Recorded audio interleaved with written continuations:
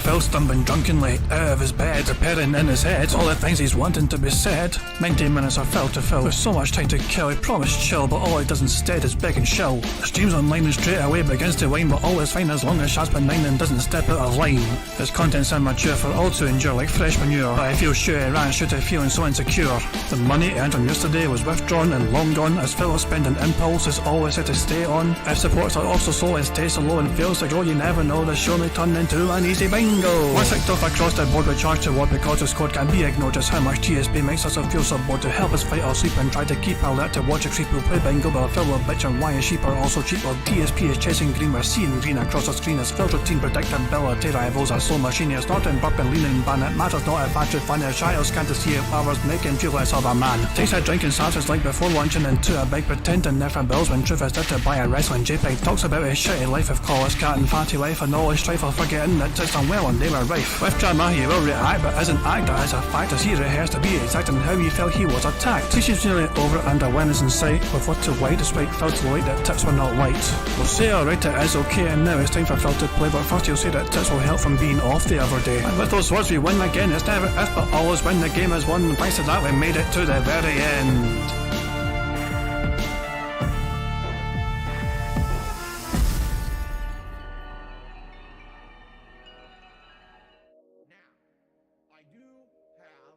Hey guys, King Jet here, and welcome to DSP Bingo for us today, Friday, the 24th of February 2023. I do hope you're all doing well indeed. And yeah, happy Friday, it's the start of the weekend. We're fresh off a full house bingo. And yeah, Phil has lost a couple more members, 377. I want to point out these three wee messages right here. Like he said, he went and popped up this chat, said good morning, let's hope for no tech issues yesterday. Yesterday sucked for Phil Burnell because he went and lost 3 whole videos that he tried to upload to YouTube. It just failed to upload for him. It just would not let it render from whatsoever. You know, all these tech issues he apparently had. YouTube refused to process yesterday's podcast, Atomic Heart Part 3, and Like a Dragon Ishin Part 4 for no reason at all.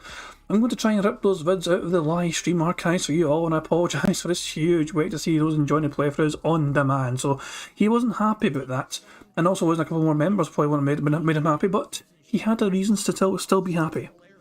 He received a whopping $250 tip from some random dent head on last night's Like a Dragon stream. Before that point, he'd barely gotten, he hadn't even gotten $30 yet. Such was the slowness of that stream. And of course, about half an hour to go or so, or an hour to go, somebody came in, 250 buckaroos, with a message, I've been saving up for a while. I wanted to support your content. Imagine having a saving plan in preparation to try and give money to DSP. Never mind just giving it now and then when you have money. You've got to actually fucking have some sort of saving plan set up in mind to fucking give him your hard-earned money. Oh, I've been real good this year and I've been fucking making sure not to fucking feed myself a dinner every night, you know, so I had enough money to give this to Phil Burnell. I've been saving up to give Phil Burnell $250 in one go, which Phil immediately would have spent that very fucking night. Well done to that random anonymous denthead for that dumbassery. But yeah, that was Phil's evening. So failed uploads, but massive support last night, mainly thanks to one overly generous denthead with more money than sense. What else was there? Yeah, that's something. Phil had to fucking saying I still couldn't fucking stop laughing. Nobody wanted to respond to Phil. Yesterday sucked and nobody talked for ages. And Phil had his fucking sending our wee message saying, hello all. After good morning, all was fucking met with deaf ears there to fucking remind his chat. By the way, you guys are allowed to fucking talk to me. Am I talking to myself? Hello all. And Phil fucking finally got a fucking response from some fucking moron. Jesus Christ. Anyway. Let's but by the way, I've had no response yet from either Solomon or Tanisha, was that her name? Tanisha? Someone? No response yet for the 2 bingo winners, and they have another 6 days to let me know, well, to claim the prize essentially. If they don't claim the prize in 6 days, I am giving the money to Jasper's Angels. Because I mean, I don't know how else to fucking get in touch with them. I mean, Solomon is a familiar name, but I'm not sure when the last time they were on. But the other one, the Tanisha name, I don't remember. I can barely remember that name at all. It was probably... I got no idea. Wardog just says he'll take the money. Hi, right? No. Good try, Wardog. But nah, I mean, Dasher has tried that and he failed and all. I need it for my Warhammer fix. And nah, it's either going to one of the winners of the wheel or it's going to Jasper's Angels. I know I said fucking Dash's Angels, Jasper's Angels. Anyway, let's spin the wheel and determine today's bingo card criteria. Spin, you bastard! Spin some more! And it's going to land on now! Now! It's going to land on now! Fantastic stuff indeed. So, I've not even generated a card yet. Such as my lack of preparation. I had a long ass day. I had a very long day. It took me ages to get home. There we go. Now. The cards have been generated. I need a number. Any number between 1 and 196. The first number in chat I see which contains the number 8 will be the card I use for today's bingo shenanigans. Has to contain number 8. 187 from Cool Imp was the first one I saw which contained the number 8. So, we're going to go to 188th result for the 187th card. It'll be this one here. This is the 187th bingo card, the one on the right hand side.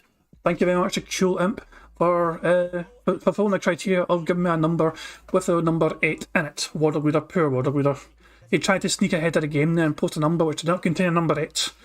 And then when he fucking finally did, it was too late because Cool Imp beat him to the punch. It's unfortunate, Water Reader, but maybe next time. But Cool Imp's card looks like this on the right hand side. It's Phil pointing at text on the screen, him saying time, friend, Twitter, and him discussing his family in some capacity. Then him saying, talking about food in some capacity. Leaning ban, him touching his face, engagement and excited. The third row is Phil saying dude, react, him snorting, him saying positive, and him saying detractor or trolls. The fourth row is Phil saying fuck. Him giving a thumbs up to the camera, in fact, him doing hand graphs, and him saying now. What are hand graphs, you might ask? It is when Phil is demonstrating something either going up or down in numerical value by using his hands as a fucking guide. So there you go. And the fifth row, the final row, is Phil saying, you see, admittedly, which is a brand new one by the way, necessarily, his voice cracking and him touching his ear in some capacity, whether it's either scratching it or just poking his little piggy finger into it, rooting around, trying to find a brain in there. So yeah, I think this is a very strong card. I think this is a very good card indeed. So yeah, this is the bingo card we have for today's fun and games. We might actually have 2 days in a row of bingo. That could be something. That'd be a fair great way to start the weekend if we have a double back-to-back-to-back bingo successes here. Back-to-back full houses. So yeah, let me just save this card very quickly. Italian backside fill. Backside fill still. It's such a stupid fucking pun, and yet it makes me laugh every time. Backside fill. Fuck me. Anyway, that's the card I'll pick. Thank you very much for helping pick the card. Is Phil's. What? Anthony says, can I get banned please, DSP Gaming? I don't want to be here with your normal difficulty playthroughs and boring antics. And DSP Gaming says, how about you leave and never come back yourself? Lol. I know that may be hard actually, having this. What the fuck? What? Wayne By says, when's the deadline for the member goal? For Phil Burnell, it's the end of the month. The very last day of the month is the deadline for Phil hitting that member goal. And keep in mind, he lowered it from 550 to 475, and then didn't say anything about lowering it. He tried his absolute best to get his fucking audience to give him members before the fucking member bomb expired. He really wanted to hit 550 at some point in time. Now he failed to do that. He lowered the goal without really saying much about it, and I don't think he really cares even if he does hit the goal anyway, because to Phil, he's still under 500 members, he's making backwards progress, he's not really fucking organically grown at all, he's regressing in actually. He's only got 377 fucking members. And some, as I'm saying, a lot of his actual gifted memberships have expired. He's 98 away from hitting his goal, and if you look at the tracker, the things in green are gifted memberships. So Phil only has, there's like 49 gifted memberships between, to still expire between now and a month's time, essentially. Phil's actual figure, really, for organic memberships, when you think about it, non-gifted members, stands at 313, or thereabouts. So, yeah. People just do not want to fucking you know, people just don't want to fucking, just, be a member to DSP Gaming. The only way they're going to become a member is if it is gifted to them by someone else. They don't want to fucking part with their own money. So, it is what it is. Phil has not leaned but that guy Anthony. Anthony says, please ban me, and Phil said no, bizarrely. So I can't even tickle lean and ban already. It's a very weird one. Very fucking weird fucking thing happening in Phil's stream anyway. Although weird things happen all the fucking time in Phil's stream. Christ. Phil is going to be actively pushing for memberships, but not on DSP Gaming. Right now, his eagerness for memberships will be about DSP Reacts. He is desperate to hit 50 members on DSP Reacts. He considers he thinks of it as a milestone to hit 50 members, which is true enough. But Phil has claimed he's not going to have member goals on DSP Reacts. So he has aspirations, he has ambitions to hit these numbers, and yet they're not goals, according to Phil. Bizarre. Wayne By says that he was saying this is the lowest members Phil has had since the start of the members goal. I mean, Phil's had a members goal for a long fucking time. I mean, look at the numbers. Look at these numbers on the right hand side here. He's had a members goal for a long time, but he's been lowering this as well. When he's been pushing, he has been wanting members even before gifted memberships. Duty might be right in the case of gifted memberships. Ever since gifted memberships were a thing, this might be the lowest number he's ever had. Because at this point in time here is when gifted members kicked in. Phil is currently at 377. Has it ever been lower than 377 since gifted memberships were a thing? Duty, I feel, might be right about that situation. Yeah, I think he is. Actually, no, actually, no, look at this. It actually got lower. Phil was down to 351 members at one point in November. So there we go. It's only happened once, so he hasn't been this low since November. Is probably a fairer way to put it. But there you go, Phil was actually down to 350 at one fucking point in time. Oh, that was a really fucking bad month for him. That was a really poor one.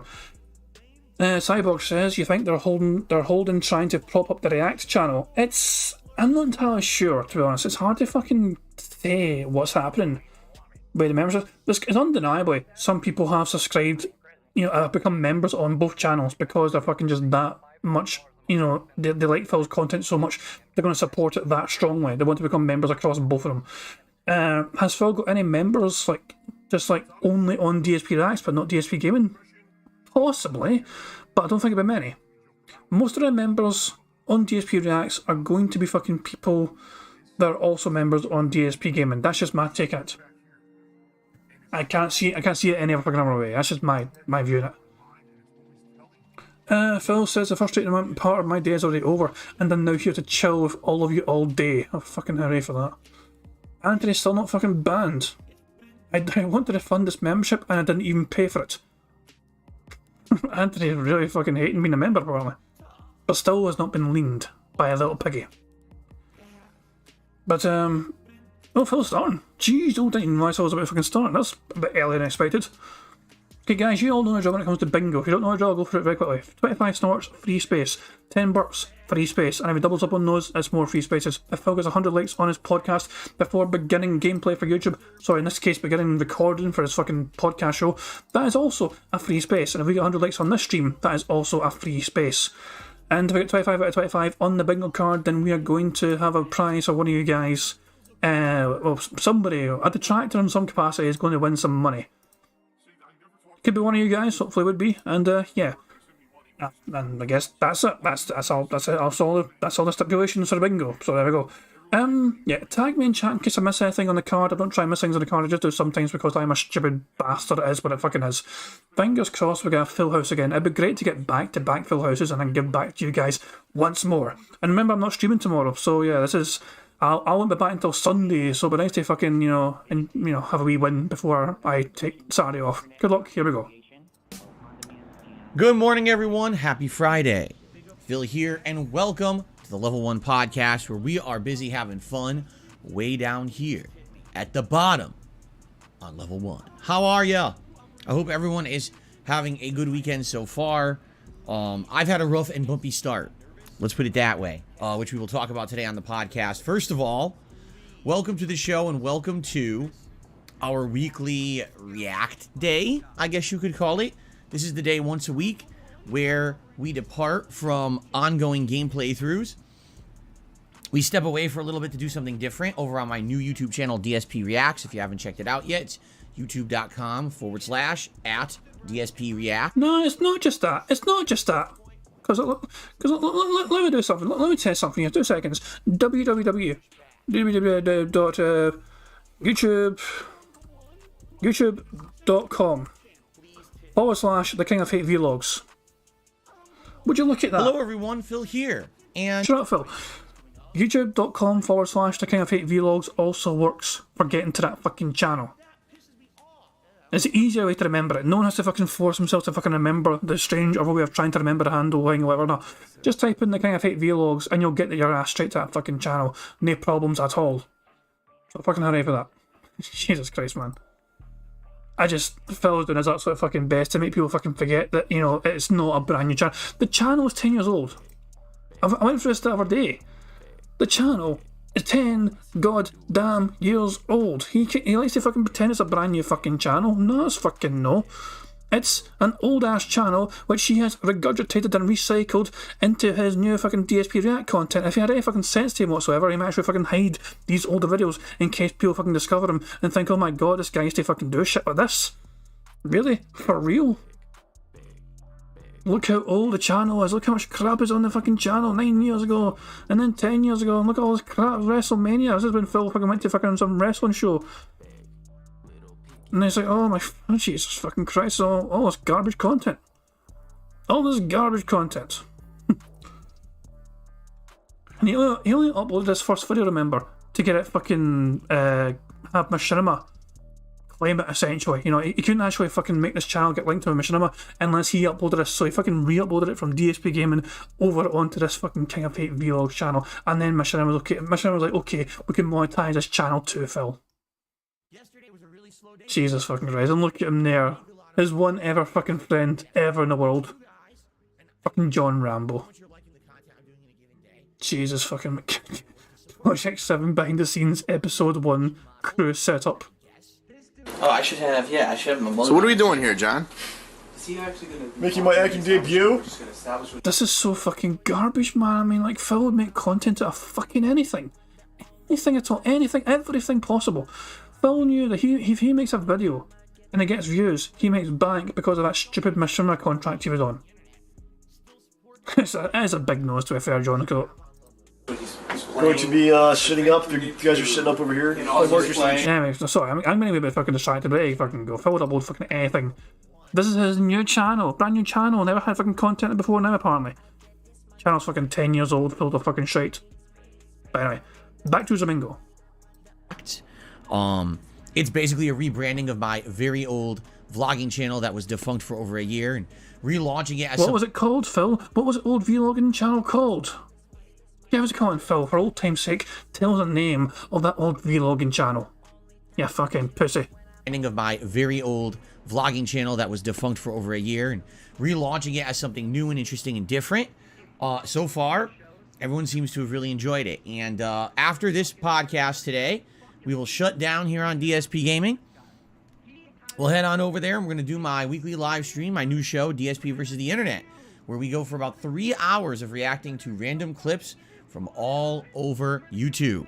It'll be exciting. It's submitted by the members over there.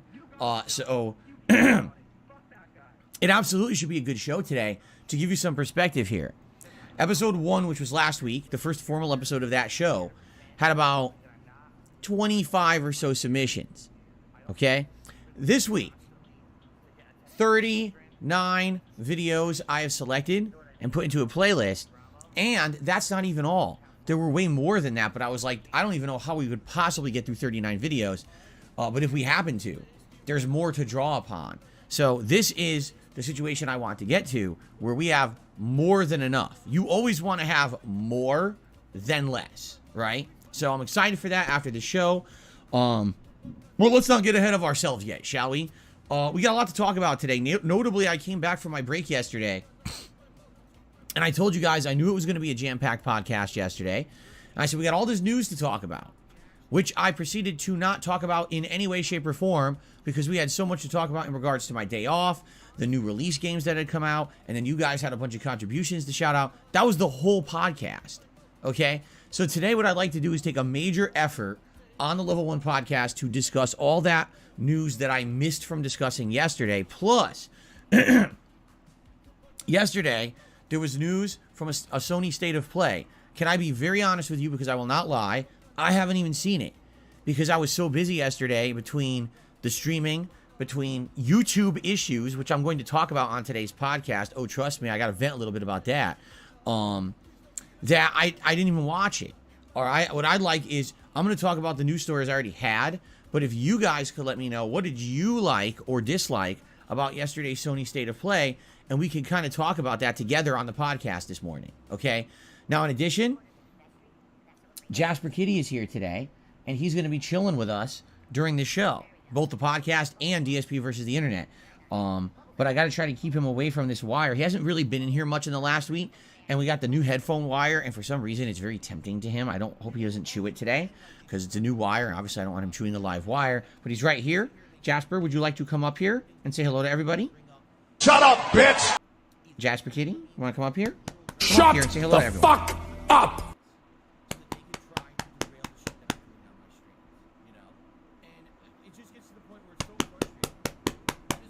He's just staring at me and not moving, which is typical for a cat. It's not a dog. A dog would come right to you, run, jump up on your lap, lick your face. The cat looks like you like, what the hell are you doing? I don't listen to commands. I do what I want. He's like, what do you think you're doing? He just laid right down in front of me on the floor. He's like, I'm not going up on your lap now. What are you, crazy? But he'll be in here today. He is able to, you know, be on camera if he wants. That's his own prerogative. As you know, cat does what he wants. So let's, how do we start today?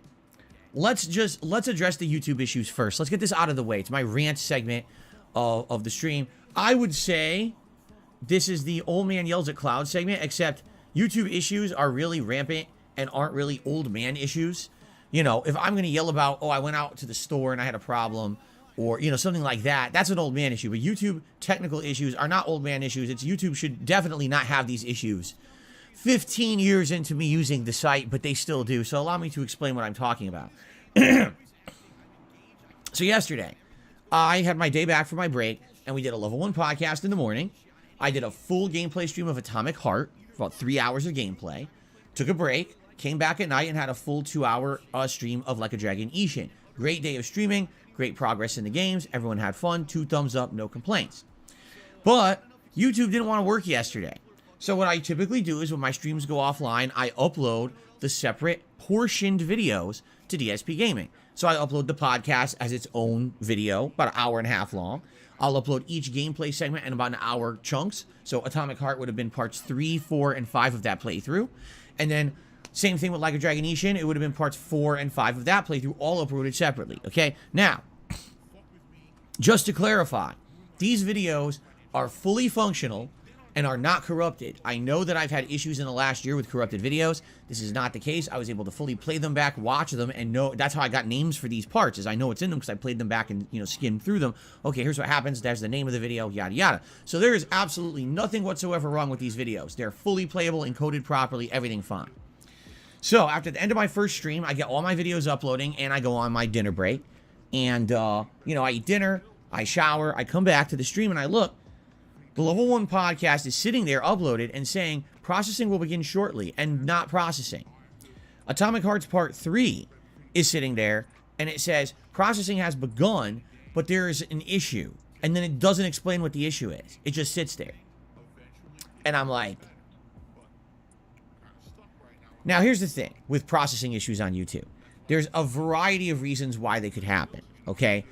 Reason number one, internet gets screwed up, and it could be your internet, or it could literally be something wrong with YouTube where when you were uploading the file it didn't go intact, and therefore because there is a little bit of blipping or you know, something there, it ends up being corrupted, and on the YouTube end, not on your end but on YouTube's end. And in that case, a straight up re-upload can usually fix the issue, and it's not a big deal. Okay, now there's many other issues that could happen. They're 99% on YouTube's end. Yes, every once in a while, maybe there's something went wrong with your encoding or whatever, but I've been using my settings in OBS, that's the streaming software and capture software I use, for how many years and never changed them, never had an issue. In addition, this new capture device I've been using since the end of December. It's now the end of February. In 2 months, I never had this issue. So that tells me right there, it's not my hardware, it's not my software, it's YouTube. YouTube's having some kind of an issue. So I said, here's what I'm going to do. I'm going to delete those videos and re-upload them from the start. Re-upload the podcast, re-upload part 3 of Atomic Heart, and I'll do my late stream. So I did that. We had a fun late stream of Like a Dragon Ishin. As usual, I upload the 2 gameplay videos and I leave them. And, I go downstairs. Well, I was stuck in this office till past 10:30 p.m. last night because I had to set up everything for today's streams. So, I'm making the big 39 video playlist and getting everything set up for today. And I finally get out of here. I head downstairs and my wife and I finally watched the end of Dead Space, which she loved the end. I knew she would because the twist ending is so good. That's one of the best ending writings for any horror game, because you just, everyone who sees that for the first time is like, oh shit, didn't realize that. And she loved it. She had no idea about the ending of Dead Space. I was really cool to see her reaction, because you could tell she was creeped out and she loved it. I was like, yes. And she didn't get spoiled. This is excellent that she didn't know that was the twist ending. Okay. So, no, Casanova, the view count is not 98. For me, it is showing as 227 and climbing. Are you guys seeing 98? Yeah, it sounds like another YouTube side issue. I see 14. 14 waiting. It's still stream break or something. The views are going up, people are joining. So, anyway. So, we watched the end of Dead Space, and we're enjoying ourselves. And I said, well, let me check on the videos. And I open up my YouTube app. So, by the way, I will say this. YouTube Studio app, it's getting better on mobile. Now on the YouTube Studio app, I can do almost everything I would like to do. I can set thumbnails. I can approve and edit comments. I can make posts through the other app, which is just the YouTube app. I can make community posts. I can pretty much do almost everything I need to do. All right, almost everything I need to do mobilely now. Not everything. I can't re-upload videos or edit videos or anything like that. But pretty much anything I need to do to communicate with you guys and check on status, I can do now on my phone. So I'm downstairs in my living room and I open it up and it literally shows not only is the podcast re-uploaded and still not processing, not only is Atomic Heart Part 3 re-uploaded and still not processing, but now Like a Dragon Ishin Part 4 has uploaded for my late stream and that's not processing. And I'm like, you gotta be joking me. Now it's a whole separate stream too. It wasn't even like just one stream. Now you got videos from each stream that are screwed up today. So what the hell is going on with YouTube, right? And I'm like, this is ridiculous. What you gotta hope sometimes is that this is all a YouTube side issue. It's a technical issue. And you hope that it fixes. So I said, well, what I'll do, guys, I'll start over again. All right, I'll completely re-upload these 3 videos that aren't live again overnight, and hope that YouTube rights their ship or whatever the hell's wrong on their side, their end, and come back in the morning. Hopefully everything's good. That's what I did. Got those videos queued up for upload. Went to sleep, and I actually purposefully, I'm not even kidding you, woke up early this morning because I had a feeling it wasn't going to work. I did. So I decided I was going to get up early. What is Phil's definition of early? What would he consider early? Mind, he did not state when. He just said, I woke up early. Phil's idea of early could be like fucking 10:20 a.m. instead of 10:30 a.m. He woke up 10 whole minutes earlier. We don't know. About a half an hour early than usual.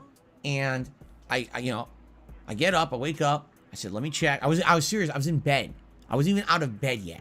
And I roll over, and I grab my phone, and I open it up. That's not strange to us, Phil, whatsoever. As soon as you wake up, you fucking grab your phone, WWE Champions time. Oh, I wonder, how did YouTube do?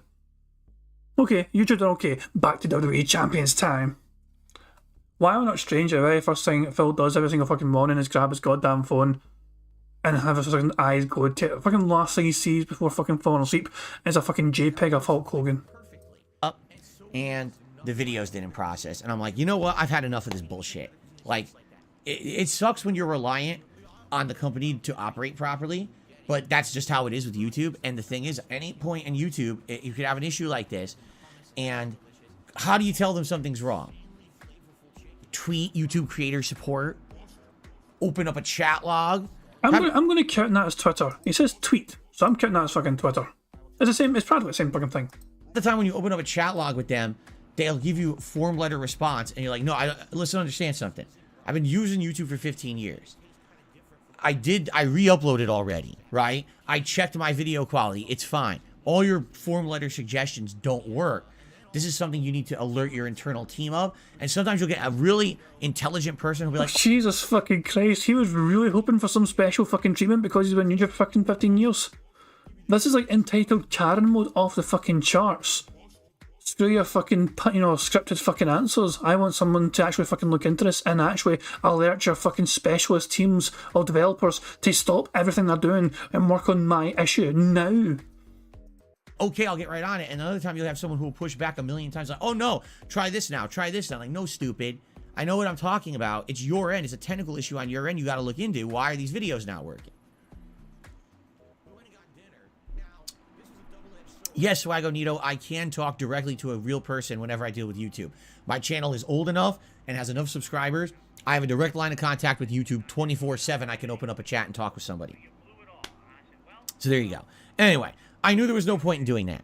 So I said, you know what? I have the archived streams. All right? What I'm going to attempt to... Did he just say time? Has he not said time yet? You know, I can talk directly to a real person whenever I deal with YouTube. My channel is old enough... No, I didn't say that. How the hell has he not said time yet? ...and has enough subscribers. I have a direct line of contact with YouTube 24/7. I can open up a chat and talk with somebody. So there you go. Anyway, I knew there was no point in doing that. So I said, you know what? I have the archived streams. All right? What I'm going to attempt to do... Now, this doesn't always work, but I'm going to attempt to break out the portions of those archived streams as videos. The problem is this takes a while. The YouTube editor is terrible. It is slow. It is buggy. It crashes. It's a real piece of junk. Sometimes you'll set it up and you'll export a video in 5 minutes. Sometimes you'll set it up and you'll export a video. It takes 24 more hours. I'm counting that as time because he said sometimes. Fuck it. I don't care. I'm going to count it. Phil would count it, so I'm counting it too. Fuck Phil. There is no rhyme or reason. It's just never worked right. So that's why I don't rely on it. I always make my own recordings and upload. Phil has a brand new supporter. Welcome everyone. The villain has become a super supporter to DSP Gaming. It begins. Phil's massive climb to 475 begins right fucking now. Them separately to have to avoid to use this thing if at all possible. Okay. Now, what I decided. Hold on. What the fuck did he just say? Did he just fucking speak English? I don't rely on it. I always make my own recordings and upload them separately to have to avoid to use this thing if at all possible. What was that last bit? Own recordings and upload them separately to have to avoid to use this thing if at all possible. At all possible? What? I'm seriously confused. What the fuck he just said? Own recordings. Let's break this shit down. We're gonna slow motion this bitch. 0.5. And upload them separately. Upload them separately, yes. Having to avoid to use this thing if at all possible. To use it... I'm still fucking lost. I am still goddamn lost. Aiden K thinks avoid using this thing if at all possible. Avoid to use this thing if at all possible. Okay. Oh my fucking god, man, that broke my fucking head trying to fucking keep up with that. I thought I was talking about fucking Adderall there for a fucking second or something, bitch. Man, what the fuck, man? Phil.exe stopped fucking working. Jesus Christ, man. Basically, he doesn't like using YouTube Editor. Who fucking does? YouTube Editor's a fucking... It's a painfully fucking annoying process using the YouTube Editor. Okay. Now... 1.25 speed by the way, guys, because why the fuck not? What I decided to do was, all right, I'm just going to see what I can do if I can rip these out. So I did. I ripped out yesterday's podcast, Atomic Hearts Part 3, and Like a Dragon Ishin Part 4. I named them, and I added them into the appropriate playlists. Now, they may be missing some data. I'm not sure. They very much could be missing data. If they are, there's not much I can do about that. And I apologize for that. If you guys are watching and you're like, oh, there's data missing or whatever, you know, it doesn't seem like it has all the tags, it doesn't seem like it has all that. It's a pain. It's not like just uploading the individual videos. But I got it done, and it took me like all morning. Like, it took me seriously almost an hour just to edit out these 10-minute, well, 1 hour videos for the gameplay and an hour and a half video for the podcast. Hopefully, it's working now. All right, and if you guys can see them, great. My apologies. It took a whole day to get those videos up. But now the question remains, what's going on with YouTube that it seems like half the videos process, half don't? Did they fix their issue internally? Or is the same issue going to persist today? What I can tell you is this, and this has always been the rule of thumb for YouTube. The shorter the video, the less issues. It's always been the rule. If you're uploading 10, 15-minute videos, you'll almost never have a problem with YouTube. It's only when videos start getting longer and longer, 30 minutes, 45 minutes, an hour and a half. Those are the videos that have major, major problems. In particular, you know, with encoding them at different qualities and having them, you know, process and go live. And you don't control that.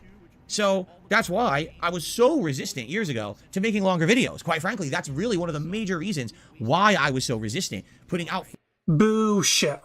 Bullshit on that front. No, Phil fucking loved the idea of fucking making all these tons of videos to get so much fucking ad revenue in each fucking video. He milked absolute ever-living shit out of that fucking. He wanted it to be 10-minute videos for all his fucking videos forever. He thought the idea of making longer videos would mean less ad revenue. So Phil hated the idea of changing from that and deviating from that. 15 to 30-minute long videos pretty much almost never had an issue. It was when I went to hour-long videos, all of a sudden you open the can of worms, all right? But that's what people wanted. They told me, hey, we want longer videos, so that's... So the people are fucking wrong. Money, yeah, yeah. Money, money. Oh, money, money. Yeah, yeah. Money, money. He is seriously blaming the people that told him to make longer videos for him having YouTube problems. Is he trying to fucking insinuate that he would still be making 10-minute long videos now if he had his fucking way? Because it looks like he's fucking blaming people for fucking him not making 10-minute long videos anymore.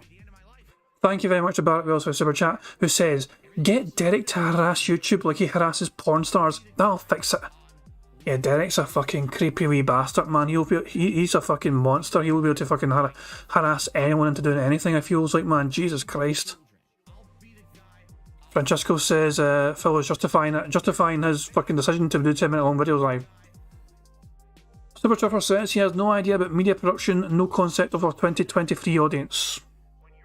Phil has no idea in general. I don't even think Phil has a concept of a fucking 2012 audience, never mind 2023. That's what I gave people, starting, what was it, 2018, 2019, something? Let's rewind that just to get Phil fucking taking it. Really one of the major reasons why I was so resistant putting out 15 to 30-minute long videos. Pretty much almost never had an issue. It was when I went to hour-long videos, all of a sudden you open the can of worms, all right? But that's what people wanted. They told me, hey, we want longer videos, so that's what I gave people, starting, what was it, 2018, 2019, something like that? So, today I have no idea uploading to YouTube if anything will work. This podcast right now that I'm doing may not go live on YouTube right away, and I apologize for that. Hopefully, if that's the case, my editor will work. I'll be able to, again, do just what I did today. But the thing is, I don't want to make this a regular occurrence. I just want to be able to upload my videos normally. You know, I changed nothing on my end. I didn't change the quality. I didn't change the encoding method, the codecs I use. I didn't change the hardware, the software, nothing. Why all of a sudden is YouTube not going to work now, right? You gotta hope for the best and hope that this is a one-off thing for one day. It was an issue. And maybe now it'll just, work together. If anything today, hopefully, we'll avoid issues because I'm going to be doing DSP versus the internet, which is my DSP Reacts special weekly show, and those videos are only going to be like 20 minutes long each. I've decided that's the sweet spot, around 20 minutes of reacting each, and then uploading a couple on the first day today, and then maybe one a day over the course of the entire week coming up. So there's a constant stream of React content daily on that channel. That's the feedback I got from you guys that you wanted to see. I'm actually going to name them differently this week as well, so you guys will actually see the name of the video before you see DSP versus the internet. You'll actually see what's in that video. It feels tempting to count that as hand grasp because of his fucking hand gestures of fucking describing the amount of videos he's going to put in his fucking channel.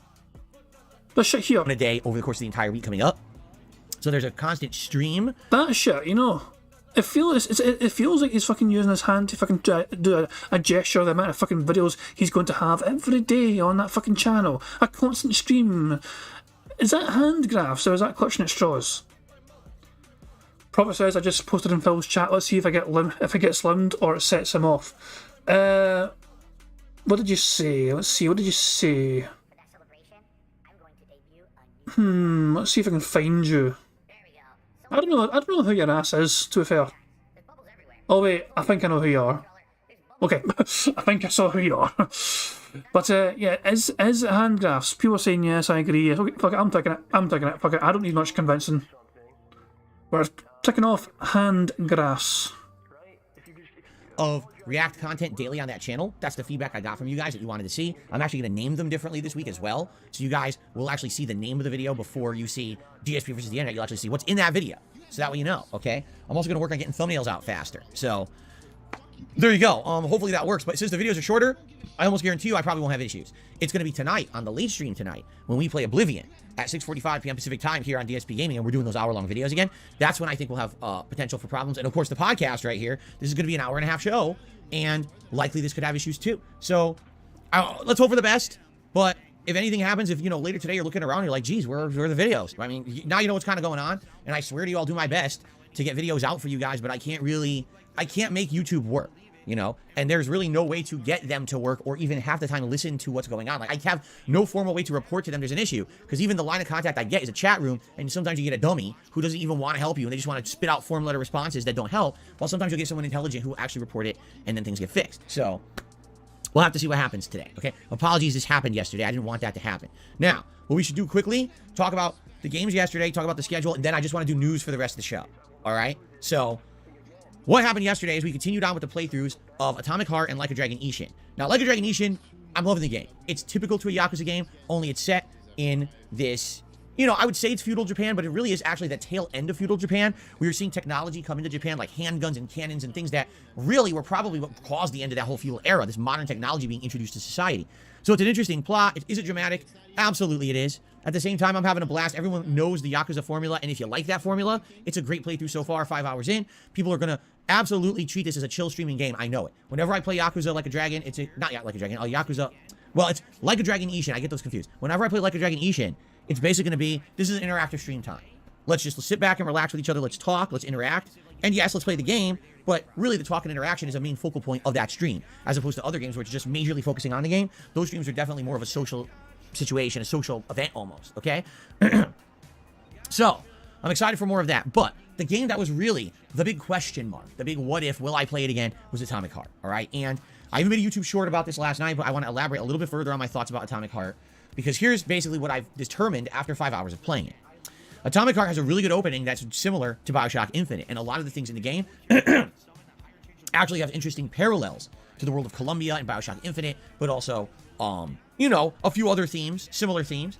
The gameplay elements of Atomic Heart, all right, actually feel like Half-Life 2, and it dawned on me in the last hour of playing. When I was doing this platforming puzzle, we had to move platforms around with like a magnetic tether, and you were jumping and air dashing and landing on the platforms and then pushing buttons and moving platforms around, and the enemies were coming after me, and I'm looking at the enemy, I'm like, it's a human that's now a zombie with a creature attached to its head mutating it.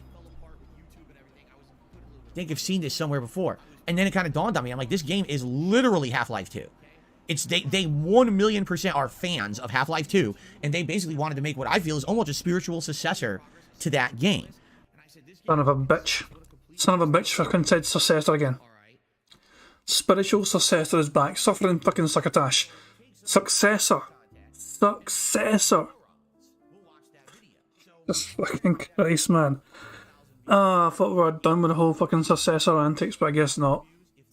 The problem is, it actually plays like Half-Life 2, and it's 2023. You know what I'm saying? Like, in a modern day, you want a game that's going to play more modernized and more different, and the combat of this game is so wonky and just not refined, not polished. It's hard to even aim and hit anything. You try to use your abilities and have the cumbersome nature of switching between weapons or abilities. Is it up or down? Oh, down is heal. Up switches between my two abilities back and forth, but now I want to go to my other weapon. Shit. Is there a weapon wheel? No, there is, but you can also press left or right on the D-pad, and you're clunkily trying to fumble around in the middle of combat to try to get something out you need to use, and you can't do it because the game is too convoluted and feels very outdated. In addition to that, the game is full of physics bugs. Just yesterday, my first major 3-hour stream of it, I got stuck in place 4 times. 4 times. I couldn't move. What is going on? Jump, nothing. Move around, nothing. I'm just stuck. I'm glued to the floor. So I'm taking my D-pad and I'm like, smash, come on, I'm pressing every button. Just going crazy. You need a goddamn no-clip mode to play this game. Because the game is buggy as shit. The enemies, too, they tend to bug out and do like weird shaking around and not moving naturally the way that they're intended. it's just, you can tell when you play the game, it looks nice. I will say this. The best thing about Atomic Heart is its looks. Whatever, the graphics, the engine, they spend a lot of time on that. And it looks amazing. Outside of that, once you get into the meat of the gameplay mechanics, it's just not a very good game. It's pretty much, it feels like a game that's like a indie game with a AAA graphics engine over it. You know what I'm saying? Like they dressed up this turd nicely with a big tuxedo and they polished it, they gave it a nice shave, but it's still a stinker. You know, like it just doesn't feel good. And by the way, the audio in the game is probably the #1 problem. The audio, tons of audio issues. I'll be in a scene, there's a giant explosion. There's no explosion. It's silent. You hear everyone yelling and reacting to it. You hear guns fire fine. You hear enemies in the environment. You hear dialogue. None of the explosions work. I don't know why. I haven't heard a single one in the game yet. There's tons of them, but none of them happen. Everything in the game talks over each other. You're talking, your robotic hand's talking, the vending machine is talking, a speaker is talking, an audio log is talking, there's music playing, and it all just kind of fucks with each other. It doesn't really jive. It doesn't feel polished. It feels like the audio director is kind of like an amateur and didn't know what he was doing and just has a million things playing at once, and half the time, it's very frustrating. Even the intro is meant to introduce you to this Soviet-dominated world, and you're walking through the streets, you hear someone's talking here, music playing here, audio playing here. You can't even pay attention. You're like, your mind gets addled by too much going on. You're like, why didn't they just fix this? I mean, the visuals are gorgeous. Why couldn't they polish this a little more? If anything, I can definitely see why it's a Game Pass game. I almost feel like if they had outright charged everyone for this game, people would be pretty upset that they paid $50 for it or whatever, and it plays pretty inferior. I'm not saying it's a bad game by any means. I'm saying, like, trying to enjoy the game, it gets frustrating. And to give you perspective, because some people would say, oh, that's just your opinion. Actually, yesterday, when we started with Atomic Heart, we had over 400 viewers. And that's a good attendance for one of my streams, you know? And, you know, just playing the game naturally, enjoying it, trying to get through it, solve puzzles, combat. By the end of the stream, we had barely 200 viewers, okay? By the last hour, literally everyone had checked out in the stream chat.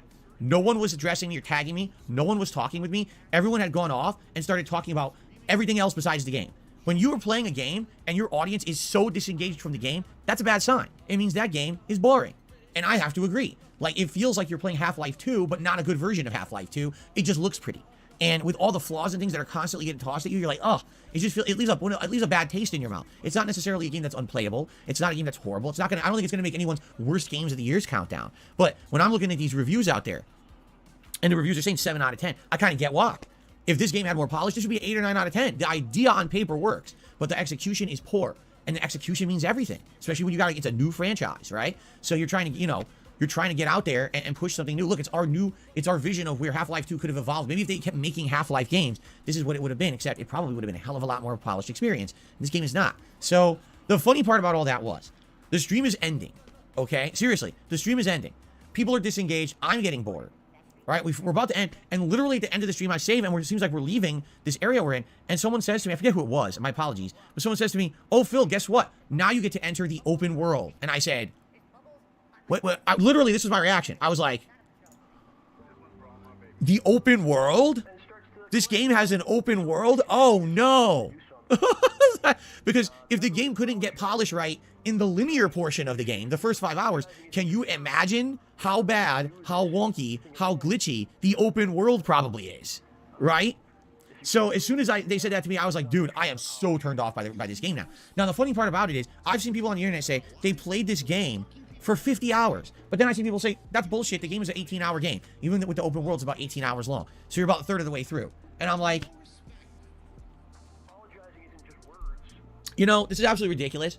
At this point, you know, taking a look at basically how much I enjoyed it, how much the viewers enjoyed it, the fact that engagement was low, the fact that support was low. I mean, all these are factors, okay? I'm like, I really don't think I'm gonna continue with this game. We got a bingo. And did Phil lean somebody? Am I crazy? Did Phil just lean somebody there? It looked like he fucking just leaned into his chat there before fucking saying all that shit. Prophet, do you know if you got leaned, by the way? I know Prophet tried to test it earlier on, randomly, see if he could fucking bait Phil into something, saying something or whatever.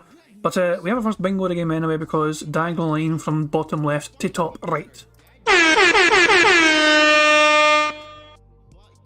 Hi, Shu says, Jar, I wish you were 5 minutes behind so we wouldn't have seen that monstrosity. I am 7 minutes behind. So if I can go, I'm 7 minutes behind. Prophet is asking, did I lean Bubba Hotep? I don't know. I don't know who's been leaned and who's not been leaned. It's not obvious. He hasn't banned Anthony despite Anthony asking to get fucking banned. I'm going to assume Phil bans someone, which is our second bingo of the fucking game. So yeah, fuck it.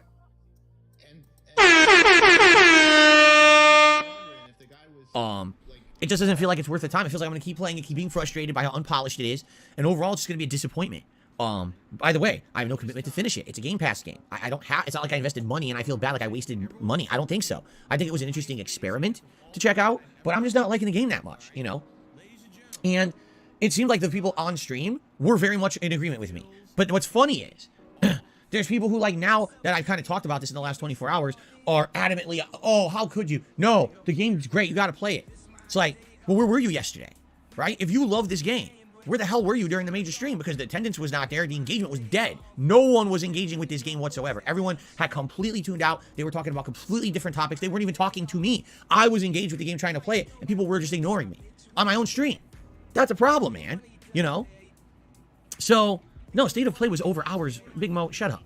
Oh, we were all watching State of Play. State of Play ended within the first half an hour of my stream. My stream was 3 hours of gameplay. What a cop-out. Oh, it was because of State of Play. The game is great. Oh my God, you really know how to try to, you know, justify nonsense and defend. You're like, here comes the fucking game defense force, right? Anyway, no, it's bullshit. I don't think that the game's very good. So the only way that I would continue this game again is if, you know, people really rally together and say, no, we would like to see you play it. You know, sorry that maybe we weren't there, we weren't engaged that first stream, but, you know, maybe we'll have a change of attitude and we'd like to see it again. But I'm feeling that's not going to happen. Now, I could be wrong. We've got today, tomorrow, and Sunday for people to let their opinions be known. All right? You know, want to leave comments on this video? Want to contact me via other means? Talk to me during the live streams, whatever. Let me know. But in my opinion, I don't think Atomic Heart's going to work. Just being honest, okay? I mean, when you really think about it, we've got a new game coming out 1 week from today. It's Wolong Fallen Dynasty. Okay, I'm playing that one. It's a Game Pass game. People are saying, hey, it's similar to like a Neo or a FromSoft game. We want to see you play it. Now, all right, I'm down for that. Then we haven't played a game like that in quite a long time. I mean, I don't know how hard the game's going to be, but I'm down for something challenging and different for sure. It's going to be refreshing, I feel, to play a game like that. That's next Friday. Now, today we got React content. Tomorrow we got a React Marathon, which we're going to talk about in a second, right? That leaves 3 days this week for gameplay and 1 day Thursday before we get to a new release. So, in truth, do we even need to have another game in the rotation right now? And the answer is actually no. What we can do is we can alternate Sunday, Monday, Tuesday. We could do Hogwarts, then we could do Like a Dragon, then we could do Hogwarts. And the night streams can be, you know, some Call of Duty and Oblivion and you know, mix that in for variety. And then we could just hold off until next Friday and then we play the new game. Now we'll have a full repertoire of games to rotate around. You see? So very good point there from Barrett Mills in the chat. A reminder that 25% of Phil's gaming time, his gaming hours last year, was spent on Elden Ring. Wasn't that specifically on PlayStation only?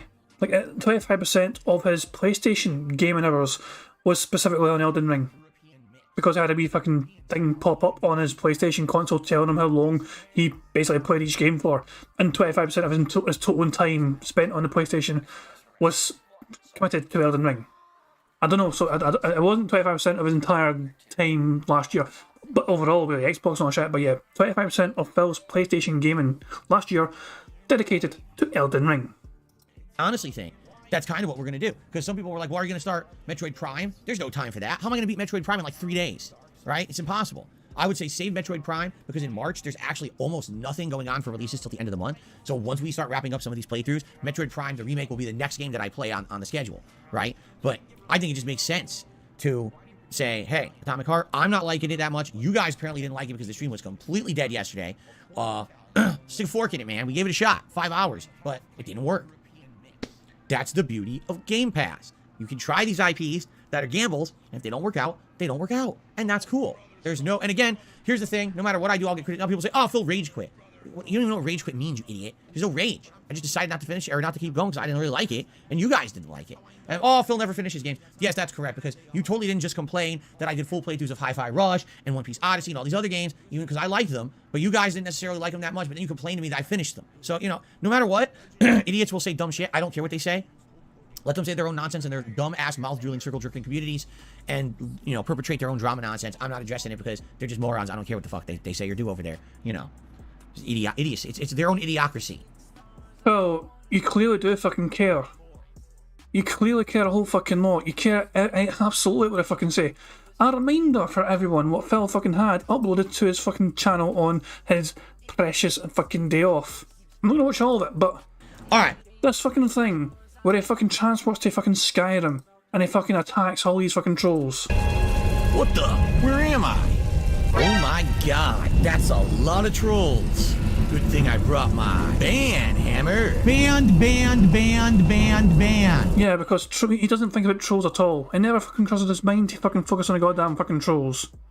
Fucking moron. We live rent-free in little Piggy's goddamn greasy empty head.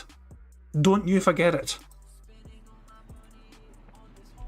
So, the only way I would consider Atomic Heart again is if you guys convince me otherwise. So far, no one's making a convincing argument. Let's put it that way. Okay. All right. Let's talk about the schedule for the week and let's get to news. So, schedule-wise, today, we got the Level 1 podcast. Then, we've got DSP versus the Internet. This is my weekly react show where I react. Hold on. We got the Level 1 podcast. Okay. All right. Let's talk about the schedule for the week and let's get to news. So, schedule-wise. This fucking face here, this bugged out fucking face right fucking here. Now just see, hold on. I'm just saying potential thumbnails here. This is a potential thumbnail fucking gold here. That right there, maybe. Yeah, that right there. There's a fucking thumbnail. So what do you think, ladies and gentlemen? Is that prime thumbnail material? This fucking weird ass fucking face right here. It's like a mixture of fucking shock and... I don't know, this is weird to fucking picture Phil's emotion. What is Phil's emotion here? What would you say Phil's primary emotion is right fucking here? Give him dollar sign eyes. Jesus, I don't fucking have a clue, man. It might not even work too well. This might not work too great as a fucking thumbnail. We don't know. Only one way to find out, I guess. Bear with me while I load it. I really should have a fucking website preloaded. Just to fucking have it. I wasn't fucking using it anyway. It kinda worked. It kinda worked a wee bit.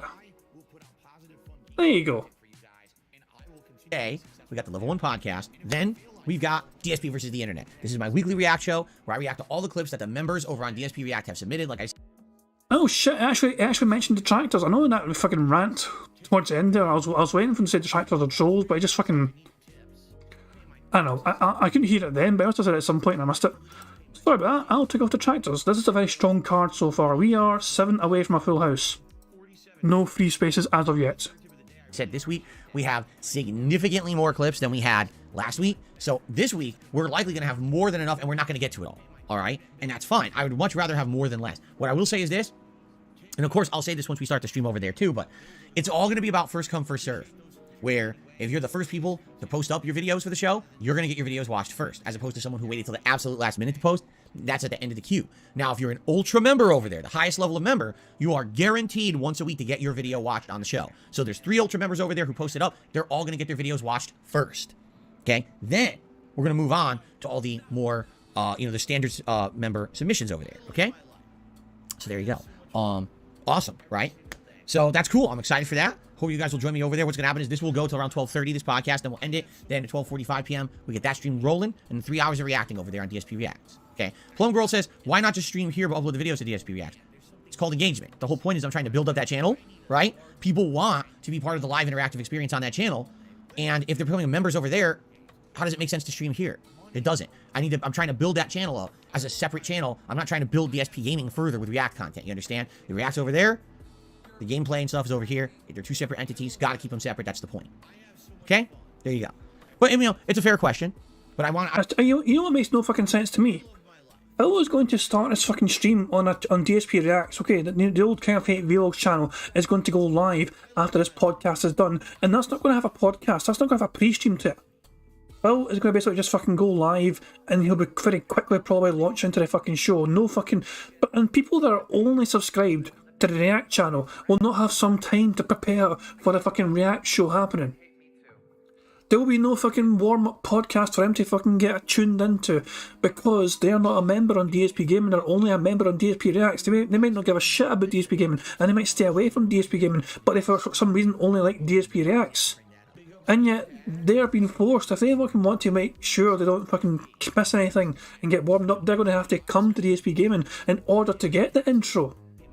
Phil's dumbass fucking way of just bouncing back and forth between 2 channels during one fucking live stream event is just bizarre. He really should have these fucking podcasts on DSP Reacts for the days he is doing fucking React content. It makes perfect fucking sense. Tomorrow as well, he's going to have a level 1 podcast on DSP Gaming, and then he's going to bounce over to DSP Reacts for the rest of his fucking garbage shit show. I want the, I want the views, I want the engagement, I want all the credit for those streams to go against that channel. It just makes sense. That's the channel I'm trying to grow for React content, you see? Now, what's the fucking point of DSP Gaming having level 1 podcast if you're not going to fucking use it primarily for the next 2 days, other than for fucking podcasts? There is no reason to have anything on DSP Gaming today, because there's no game content, and the same goes for tomorrow. But what's the point of having this? You're not showing gaming content on this fucking channel in the course of 2 days. Okay. Later tonight, 6:45 p.m. Pacific time, it is the return of Elder Scrolls 4 Oblivion. I'm excited. I'm actually pumped. I wanted to play Elder Scrolls earlier this week, and we had to call that audible to beat One Piece, which we did, and we didn't get to play it. So I'm happy that tonight we get to play One Piece. One Piece? No, we're not. Oblivion, excuse me. A Freudian slip there. Tonight we're playing Oblivion on the late stream. I don't think Phil understands what a Freudian slip is. He really has no fucking concept what a Freudian slip actually is. Unless he fucking wants to pump his mummy, then he doesn't really seem to comprehend what the fucking Freudian slip is. Active, chill, fun. We're in the middle of the haunted house questline, and I'm stumped. So I hope those of you who've played Oblivion can help me with this, because I actually don't know how to advance it. So I hope you can join me tonight and help me with that, okay? Now, tomorrow is a special day, all right? Allow me to explain. Once a month, for 1 day... To be fair, I completely forgot. My mind completely forgot about the fact that Phil is actually playing game content 2 days later on. I forgot his level 1 crap show was only a fucking daytime stream show, and tonight, later on, he is actually fucking playing video games on DSP Gaming. That's my bad. I've completely forgot about that. I spaced out about a fucking thing happening. I just assumed today, all day, was his fucking React shit. That's only for a day stream, so my bad, guys. Barrettville says, you're just using words you know nothing about. Oh, you mean this? God, it's like you just use words you hear randomly to try and sound smarter. We're going to do a special all-React major project day, all right? Think similarly to last year when I reacted to the Wings of Redemption Down the Rabbit Hole video, my own Down the Rabbit Hole video, the John Howard video about me, when we reacted to the documentary about Keemstar, when we reacted to the Rob Gavigan YouTube channel. Remember, these were all big, all-day-long React events, okay? Once a month, we're going to do one of these moving forward. And this is interesting because now we're going to be able to watch longer style videos and documentaries, which I've been interested in watching. But how do you do that? I mean, I'm a content creator who does gameplay. It's rare you get to watch a long video, right? And even for DSP versus the internet, that's a clips show. We're watching snippets and clips. We're not watching giant documentary style videos on that show, you see? So I'm very excited because tomorrow, all right, we're going to do a level 1 podcast here just like this morning. But then over on DSP Reacts, it's going to be Lies, Deception, and Pro Jared, the story of Pro Jared documentary by June the King. And I actually told him about it, and he's excited to see how everyone reacts to this documentary tomorrow. So it should be a good time. It's going to be all day long. Basically, that documentary is 90 minutes long, but if you've watched any of my long-form React content last year, you would know that when I watch these documentaries, I add a ton of content. I'm pausing, I'm adding a bunch of my takes and supplemental information. In particular, the reason I feel this one will be really interesting is because Pro Jared is a longtime YouTuber like me. I'll be able to add my own perspective being a 15-year YouTuber to his situation being a YouTuber. And I likely will be able to add all kinds of supplementary information that you might not know if you're not a YouTuber yourself on how the system works, how to make money, how things can negatively affect your channel, which is a big part of his story, okay? So this is cool. I'm very excited. What's hilarious is Yugi says, who asked for this? The members. The members over on DSP Reacts voted for this documentary. There were 3 options. There was Toby Turner, also known as Tobuscus. There was also the Channel Awesome documentary, outlining the entire long history of Channel Awesome and the Nostalgia Critic and all the trials and tribulations and ups and downs and controversies that have been involved with that business. And people voted for this. They wanted this, so this is what we're doing. Okay? Now, also a cool part about this is that I would like to get your opinions on what kind of long-form reactions you'd like to see me do next month. Because we're going to do another one of these in late March, but the question is, what would Secret Limited's fucking video in WWE Champions. Please react to that, Phil. you like to see me do? I'm hoping you guys will suggest things during tomorrow's stream so that we can start getting ideas, and I can, if I need to reach out to other YouTubers to try to get permission to react to their content, I'll have a month to do it, and then we can do some polling, and you can determine what the next long-form react will be, okay? So Greg made a good point. He says, can you do a YouTube live redirect and send us to your other channel rather than have everyone go to manually move? I'd love to do that today. I don't know how. Someone explain this to me, that there's a way to do a live redirect. I don't know how you do that. Yeah, thick fucking dick. Oh my fucking god. This is his job. This is his livelihood. This is his career. He needs this for a fucking living. Oh my fucking god. You wanna know the best part? It's all his own fault. He can't blame anyone for not knowing how to fucking do this shit. It's all his own fucking fault for not bothering to do his homework. Yeah, yeah. Money, money. Oh, money, money. Yeah, yeah. Money, money. Thank you very much to Prophet for the super chat. He says, Phil should react on a tutorial video on how to set up OBS. I'll confuse him too much. He'll be confused, he'll be trying to set up scenes, he'll be fucking just, showing their own monitor, his fucking camera will go upside down. He'll be way too fucking confused for that shit. He won't want to mess with the OBS because as far as he's considering it, it all works okay as it is. There's no way he's going to want to try and fucking fiddle about with things in case it breaks anything. And yeah, Lyle Moffat, a great fucking point there. He crows on about fucking 15 years on YouTube, then says he doesn't know how to do something simple like live redirects. And Sokurav Poon says it's also his hobby. This is Phil's livelihood. This has gone beyond the point of a hobby for Phil Burnell. Sure, doing something you love as a fucking career stops becoming your hobby, in my opinion.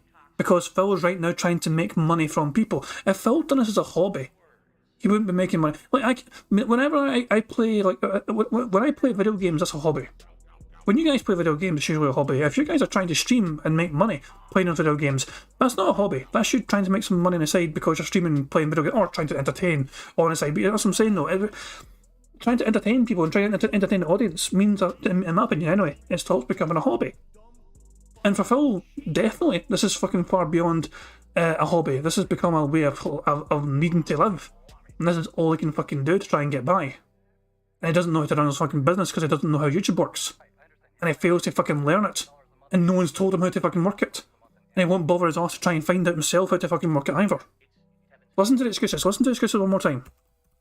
And then we can do some polling and you can determine what the next long form react will be, okay? So Greg made a good point. He says, can you do a YouTube live redirect and send us to your other channel rather than have everyone go to manually move? I'd love to do that today. I don't know how. So, dumbass. I want to explain this to me, that there's a way to do a live redirect. I don't know how you do that. There's share. There. What the fuck does that even say? Add? Moron. Fucking moron. Prophet says, but the pastor says we do this for a paycheck. We don't fucking do this for a paycheck. Look, Jesus Christ. Every single video on my fucking channel is not monetized. Every single one. There's no monetization on any of my content. If people want to fucking give me money, it's a different thing. It's up to them. But it's never a fucking necessity, it's never a fucking demand or a requirement. It's all about if people are willing to fucking do that, then I'm fucking happy for it. But I've been doing this before I got money and I'm still doing it now. It's never about the fucking money. Unlike DSP, unlike the pastor. The pastor's fucking motives and intentions are perfectly fucking clear. He was in this for a fucking paycheck. I don't know. I'm not trying to say I fucking saw this come. I did not see pastor fucking losing his goddamn mind coming. But I got bad vibes from that motherfucker ever since he fucking tried to pretend they had an interview with people from Phil's school. At that fucking point in time, I was thinking this guy seems like a fucking weird fucking kind of guy to try and fucking, false promote that kind of shit. And I thought, you know what, I'm just gonna fucking ignore it. I'm gonna let him be himself. Yeah, pastor, apparently it was like some sort of, it was a parody that he forgot to, that he didn't mean to, insinuate that he actually fucking interviewed people from Phil's school. He tried to fucking claim it was a parody that people didn't understand. You know what I mean? But I just thought, you know what, fuck it, I'm not even going to fucking bother. If people fucking want to fucking enjoy that content, that's up to them. But I wanted nothing to do with the goddamn pastor. And then he fucking lost his goddamn mind and fucking went after several fucking people. He went after Dudy and Snort Hogan, and it's just bizarre. It's fucking bizarre to me, man. But yeah, I'm kind of glad I never went down that rabbit hole in the first place. I kind of just thought, you know what, I'm not into this, but if ever people are, in fair play. And then it turned into what it fucking is now. A pastor disaster. I can't even read that. I don't know how to do it. If anyone can explain to me at the end of the stream how to do it, and there you fucking go. Phil was fucking waiting for instructions for people to tell him how to fucking do his goddamn job. Because he's too fucking lazy to look up how to fucking do it himself. He's such a lazy bitch. Every single facet of his entire fucking business is him getting his hand held by someone else to fucking do it for him. Gameplay, his chat holds his fucking hand. Pre-stream art, his fucking chat gives it to him. Thumbnails, his chat fucking gives it to him. Character cards, his fucking chat gives it to him. A console, the Xbox console, his chat gives it to him. Fucking TV, because the TV broke. Let's fucking get chat to fucking gift you a fucking several $100s to get a fucking new one. Every single aspect of Phil's entire career these days, he cannot do a single fucking thing by himself. Not one single thing he is able to fucking attain by himself. Not one. Name me one thing Phil can do all by himself that requires nobody helping him. I already have the stream set up for DSP versus the internet. I'd be happy to do that for you guys. I think what happens is like a link pops up, and all you just click on it, and it takes you right to the other channel, the other stream. But I don't know actually actively how to do it. Yeah.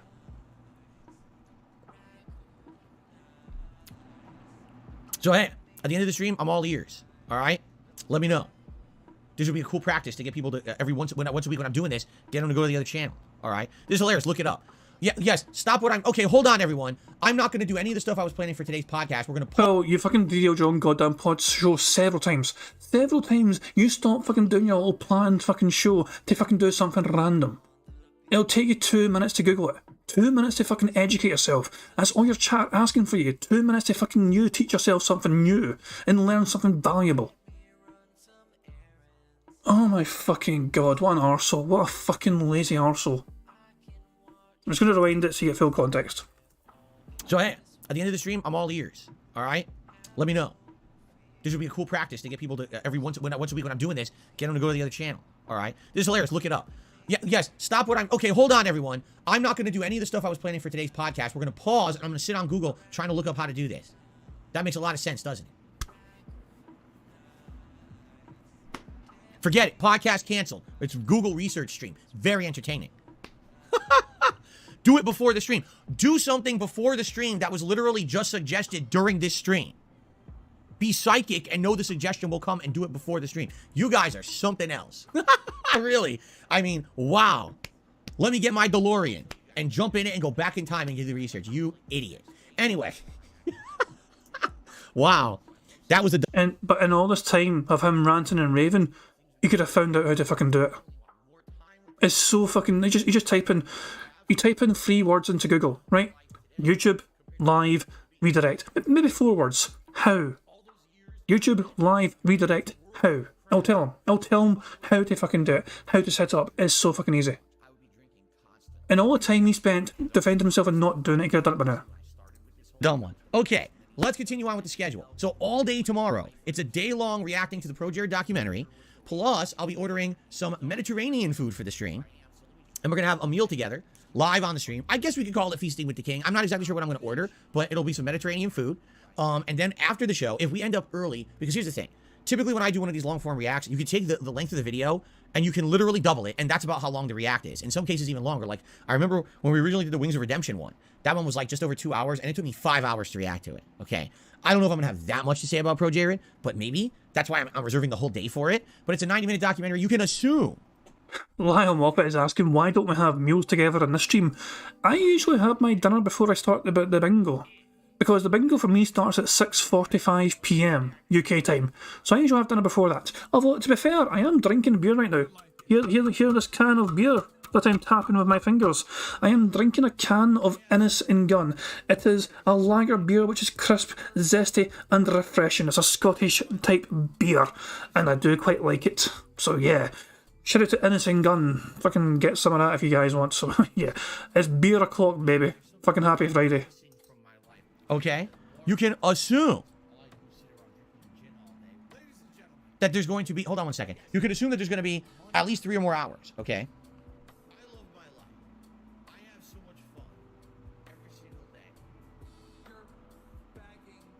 I love my life. The fuck is this? I have so much fun. Everyone hates it. Hold on. I love my life. I have so much fun every single day. You're bagging. I love my life. I have so much fun. Whatever. Anyway. I got a stupid email, and I don't even know if it's legit or not.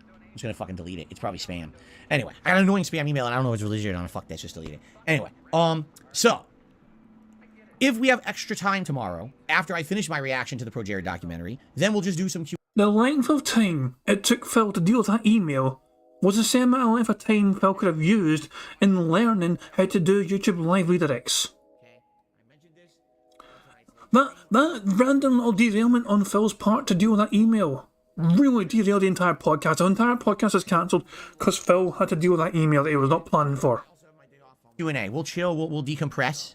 All right. We'll have a nice relaxing day where we just kind of sit around and do nothing. You know, just talk for another hour or so till we end the stream. Typically, my marathon streams, the podcast is at 10:45 a.m. The content starts around 12:45 to 1 p.m. And usually those streams roll to like 7, 8 p.m. But it depends on, you know, how long is it going to take for the react, for the meal. I'll probably take a break or two in there. All right. It's going to be a fun day. It's going to be a good, relaxing day for a fun documentary. And it's the first long-form documentary I'm ever reacting to for the new channel. And I'm curious to see how this will help DSP Reacts. Okay.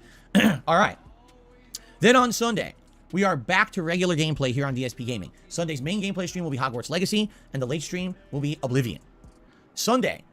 Monday, the main gameplay stream will be Like a Dragon Ishin, and the late night stream will be Modern Warfare 2 multiplayer, because I did a random multiplayer stream last week as a late night stream, and I had fun, and you guys seem to like it too. So why not just do a one-off this week? We got a little bit of time. Why not do it? So we're going to do that on Monday night, Modern Warfare 2 multiplayer. Should be fun, okay? Then on Tuesday, my final streaming day of the week, Hogwarts and Oblivion again, and that's the streaming week. I'm off on Wednesday. Thursday, we'll probably either do Like a Dragon or Hogwarts. Maybe what we'll do is we'll do Hogwarts and then Like a Dragon at night. And then Friday is the big new game, Wolong Fallen Dynasty. And what'll happen is we'll probably have Hogwarts and Wolong as the daytime streams, Like a Dragon and Oblivion as the night streams. And that's going to be moving forward, you know, for the next several weeks in March. Now, one other important note, for the first 2 weeks here, we've been doing DSP versus the Internet on a Friday. Next week, Wolong Fallen Dynasty is the new release on Friday. That, by default, takes precedence. That means that DSP versus the Internet will get bumped to Saturday of next week as the main stream.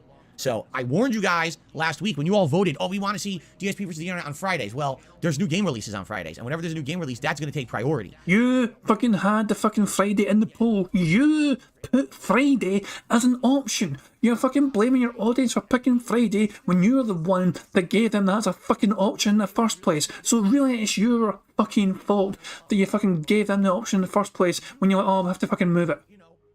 We're gonna have to fucking move it, guys, because you guys fucking like it on Fridays, but it's a new game on Friday. Why the fuck did you include Fridays in the fucking poll then, you fucking cunt?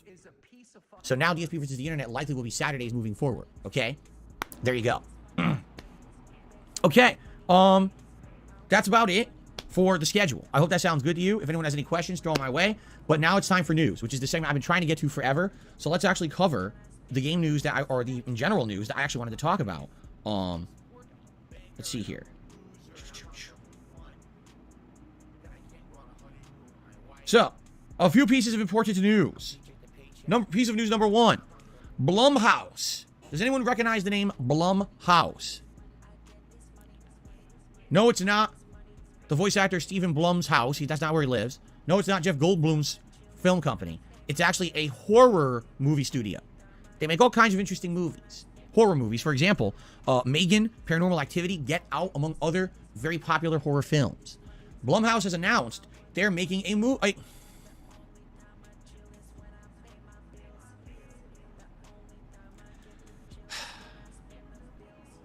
Blumhouse has announced they're making a game studio that will pump out horror games. This is interesting. However, don't expect insanely ginormous games, because what they're saying is that these games will have 10 million or below budgets, which is pretty good for a game. But overall, when you've seen some of these games with $100 million budgets, obviously we're not going to have any giant blockbusters, okay? At the same time, it could be pretty good. I guess we'll have to see. I like more than less, okay? But the question is, are they all going to be walking simulators, right? Or will they actually have some gameplay elements to them? We have no clue. But you know what? At the very least, having a studio that has made horror before and now applying that to video games, cool. Throw your hat into the ring. Let's see what you have to offer. I, for one, am excited to try out their first offering. I hope that it's a good game. I don't know if they'll have tie-ins with existing horror franchises they already have in the movies, whether they'll be standalone games. Don't know yet, but this is just a big announcement. Oh, okay. Blumhouse Games. Sounds interesting. Let's see what happens. I love horror games, so 2 thumbs up for me. Let's look forward to this positively. We have an update regarding the Supreme Court hearings. Update was said. Sorry. Never mind the update. Positive. We can tick positive, and that is a double bingo, ladies and gentlemen. We are 5 away from a full house. We have 20 out of 25 so far.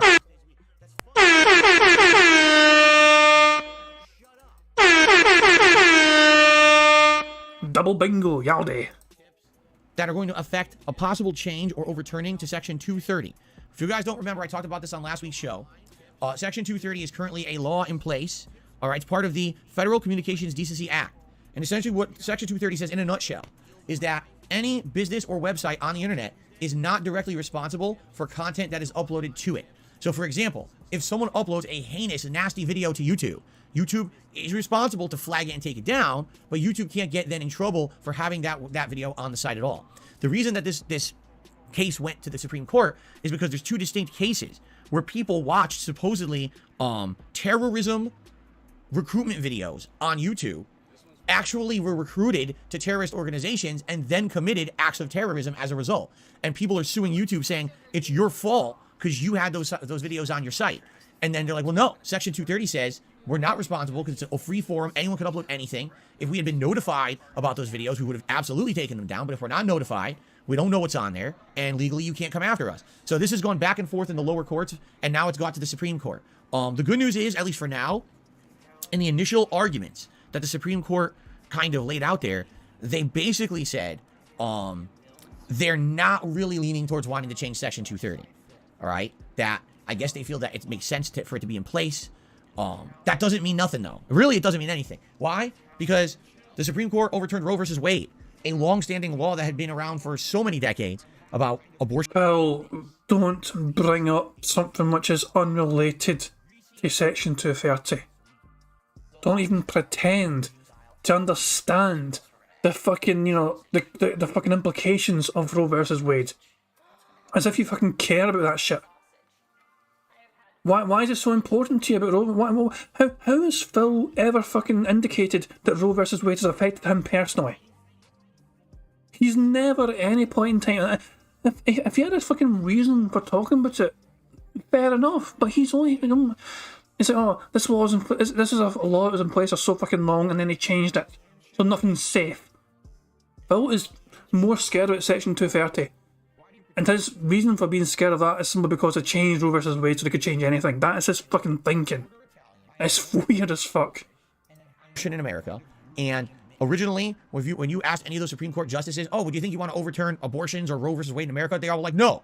And then they did. So it doesn't mean anything. Like this court can kind of do whatever they want, and you never really can predict. And this is going to be going on because this takes a long time to go through. Like, they're going to be hearing arguments for, I think it's 2 different lawsuits. One is Google getting sued, and the other one was a different site. I forget what the other one was. Was it Facebook? There's 2 different, I guess, social media companies getting sued in these laws. It is Facebook. Yes, it is Facebook. Here it is. The family of a man who was killed in a Reyna nightclub attack in Istanbul. He sued Twitter, Facebook, and YouTube's parent company, Google, under the terrorism law, alleging that the family members who are U.S. citizens say companies aided and abetted the attack because they assisted in the growth of the Islamic State group by hosting basically their content. There you go. So, basically, here's the deal. If Section 230 gets changed or affected in any way, many things could happen. Money, yeah, yeah. Money, money. Oh, money, money, yeah, yeah. Money, money. Thank you very much to Lyle Moffat for a super chat, who says, King Jad, VCMP, grab yourself some special brew. I'm already fucking way ahead of you, pal. I got myself a 4-pack of Venison Gun. I'm already 1 down, 3 to go, baby. But yeah, he also says that the only thing Phil knows about Roe vs. Wade is that all the games he's aborted playing. That's a dark joke. That's a dark joke, Lyle. Oh boy, I can't believe. Oh, Jesus, man. Yeah, that's a nasty ass sense of humour you've got, pal. I'm just saying. But yeah, thank you very much for the super chat. And it's I mean, Phil has, given up on a lot of games for sure. You know what I mean? He's abandoned them, yeah, before they were fully, ready to be abandoned. I'll just leave it at that. It could be that YouTube now will no longer allow you to just upload a video and have it go live. They might have very strict checks and balances. Like, you would upload a video and you might have to wait 2 days for your video to go live on YouTube because they're legally liable now for the video. So they've got to have someone watch this video and make sure there's nothing in it that's going to get them sued. You see, that could take days. That could mean YouTube has to hire tens of thousands of physical employees to start reviewing this content because I don't think they could write an algorithm that's going to be foolproof enough to protect them from lawsuits. So this could really hugely affect all of these sites: YouTube, Twitter, Facebook, TikTok, Instagram, Twitch. Like every site where content is uploaded daily could immediately be flipped on its head if Section 230 gets overturned. But the Supreme Court seems to be leaning on the side of saying, we like 230, it makes sense. We don't want to create a bunch of problems. Let's hear the arguments. And if they make a ruling, maybe it won't be as extreme as 230 is stricken down. Whoosh, and now everyone on the internet has to redesign their businesses from the ground up. We may have a medium decision, like, you know what I mean? Like kind of a middle of the road, or maybe it'll be against those lawsuits. We don't know. But for now, the initial impression is, looks like things likely won't change, okay? But don't count on it. I'll have more information as the case develops. Okay, this one was a shocker. Shinji Mikami is leaving Tango Gameworks. What? Shinji Mikami is leaving Tango Gameworks. Tango Gameworks is responsible for The Evil Within, for Hi-Fi Rush. What was the other one that they made that was a big one? Ghostwire Tokyo last year. He's gone. He's tapping out. He's taking off. And it was a surprise announcement. No one was expecting it. And basically he came out and said he feels confident that that studio will continue to move on and do well without him. But no one knows what he's moving on to. He hasn't announced that. Is he going to go to his own company again? Is he going to rejoin Capcom? Is he going to do a different, you know, what, who knows? I have no idea what he's doing. So it's weird. He's not retiring. He didn't say, oh, I'm done. I'm retiring. Keep in mind, this guy's legendary in the horror community. So it's weird to see him tap out like that and leave the company that he basically started a decade ago trying to do his own thing. What happened? You know, you got to ask these questions. What really happened? Did he have a falling out with the other people at the company? Maybe he had some creative directions he wanted to go, and they didn't like you know, Ghostwire Tokyo, he didn't direct, but maybe because that flopped, and now Hi-Fi Rush is not even a horror game, and that did well. You know, you gotta wonder. Maybe he just doesn't like what they're doing. Maybe they're finding more success not doing the kind of projects he likes, and he doesn't like that, and he wants to dip out and go do something else he likes. I don't know. You know, but we won't know until he says something. He hasn't actually said anything. So it was actually confirmed yesterday through Phil Spencer. Put out a public statement too, basically saying, yeah, you know, Tango Gameworks is owned by Microsoft, and it's sad to see Shinji Mikami go, but they wish him the best. So we don't know what's going to happen now. You know, I'm interested. I'd like to see him do something else, but I don't know what he would do. I mean, he already tried doing his own thing. You know what I mean? Like, he already tried making his own studio, and I would say it worked, but I don't know. I feel like The Evil Within 1 was a giant success, and The Evil Within 2 was a flop for all the wrong reasons. Like, it didn't get promotion. It didn't get any kind of money thrown at it so people wouldn't even know it was coming out. A lot of people didn't even know the game was coming out when it came out. I loved it. I thought it was significantly better than Evil Within 1, and apparently it was a sales flop. And then, Yeah. Money. Oh, money. Yeah. Money. Thank you very much to Barrett Wells for a super chat. It says, maybe he got diarrhea before the contract negotiations and bailed on future meetings. Some people might not understand that reference. That's a reference to DSP, who bailed on meeting up with the people who were editing Project 7 back in the day. They were going to have some meeting, and it was like some coffee shop or something, to hash out details maybe and see if we could fucking encourage them to fucking stay on and keep on editing. But Phil bailed on going to that meeting because he got bad diarrhea before the time it was, you know, due to go to the meeting, and he had to cancel on them, so never bothered to fucking see them. And then Project 7 died because the people who were editing the fucking show, who were not getting paid, by the way, just said, you know what, we can't fucking keep doing this. We cannot fucking invest so much of our goddamn time editing this shit for absolutely nothing. We need to fucking pay for our fucking, you know, livelihoods. You know, we've got fucking families to feed and all that shit. So yeah, that was an old school lore right there from Barrett Wells. when it came out, I loved it. I thought it was significantly better than Evil Within 1, and apparently it was a sales flop. And then Ghostwire Tokyo, I mean, I hate to say it, was not a great game. It was good, but it was way too repetitive, and it ran out of steam halfway through, so it didn't review very well. You know what I'm saying? So I wonder what's going to happen, you know? All right. Big Papa Phil says ASP, asexual side Phil, absolutely correct. We got to keep that meme going. That's from yesterday. See, a lot of people don't even know about the meme because the podcast didn't go live till this morning. The internet is really missing out on the asexual side Phil meme. It's very sad that people didn't get to talk about this in the last 24 hours. Now they're going to have to go back and watch that podcast from yesterday to understand it. There you go. Okay. I got a final news story for today. And then I know you guys are going to ask me questions about State of Play, which I don't even know what happened during it because I didn't watch it. Did you know, listen to this. I shit you not, this is a real news story. The popular children's book, okay?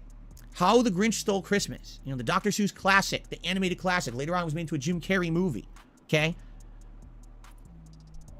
It's getting a sequel. Come on. Come on, man. Come on. No. They're not. No. No. Come on. What? The classic. We all grew up. This is a piece of Christmas culture.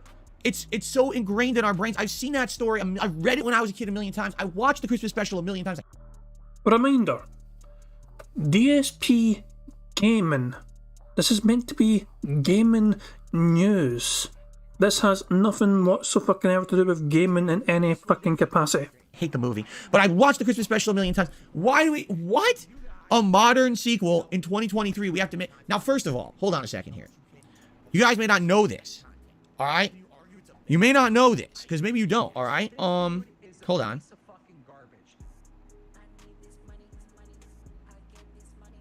Oh, I don't have anything for this? I guess I don't. I guess I really don't have anything for this. No, I don't have anything. All right, never mind. You guys may not realize this. Dr. Seuss is dead. Dr. Seuss has been dead for a while. So he's not writing the sequel. Who's writing the sequel to this? I'm sorry, but there's too many properties today that are getting modernized sequels, and the sequels are just not in line with the original idea or the original property.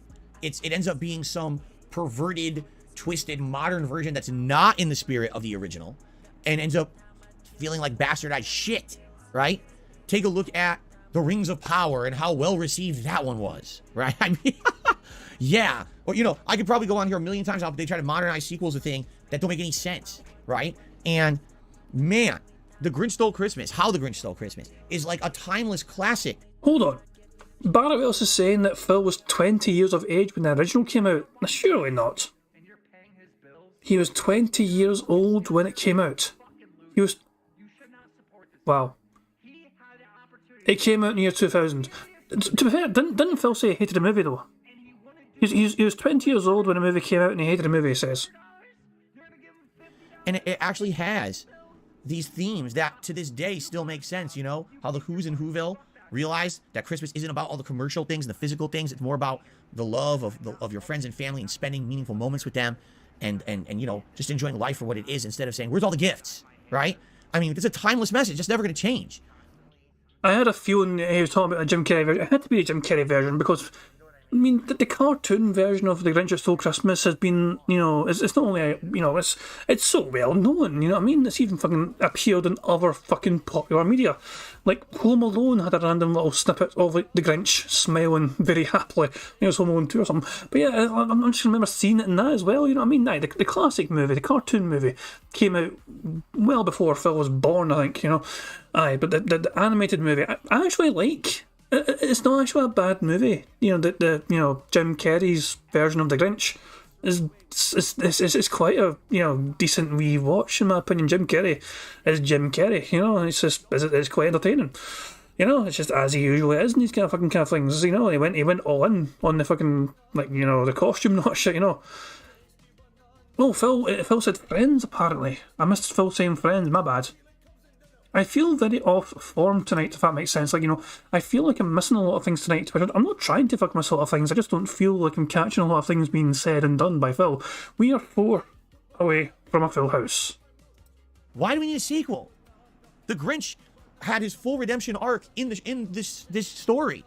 He went from being the most cold-hearted, cruel, smelly, disgusting, vile piece of shit. He's a, you know, you're a mean one, Mr. Grinch.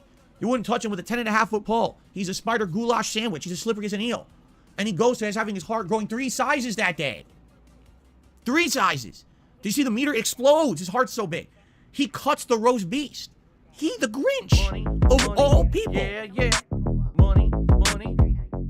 Oh, money, money. Yeah, yeah. Money, money. Thank you very much, Prophet, for a super chat.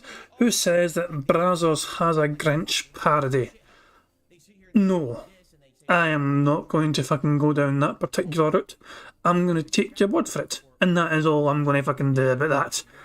Now, I spy a potential thumbnail. I spy a potential thumbnail here. We need to make sure we get the right fucking frames here. As like a, I mean, we could go back a bit further with that. Is that a good wee face? T-pose style film. Open. Full screen T-pose. Let's see how it looks. Hold on. So let me prepare this screenshot. Let's see. Okay, hold there. I have a feeling it's going to mess up his hair again, but I don't mind that too badly because it might not do it too bad. Hold on a second here. Let's go to the website here. Let's paste it in and see how this works. That works very well, actually. That works very, very well. T-side fill, open-mouthed fill. That is a good wee thumbnail. That could be that looks like it could be a good winner there. Fantastic. Anyway, on with Bingo. Heart's so big. He cuts the roast beast. He, the Grinch, of all people, cuts the roast beast. Where does that story go after that? Why does it need to continue?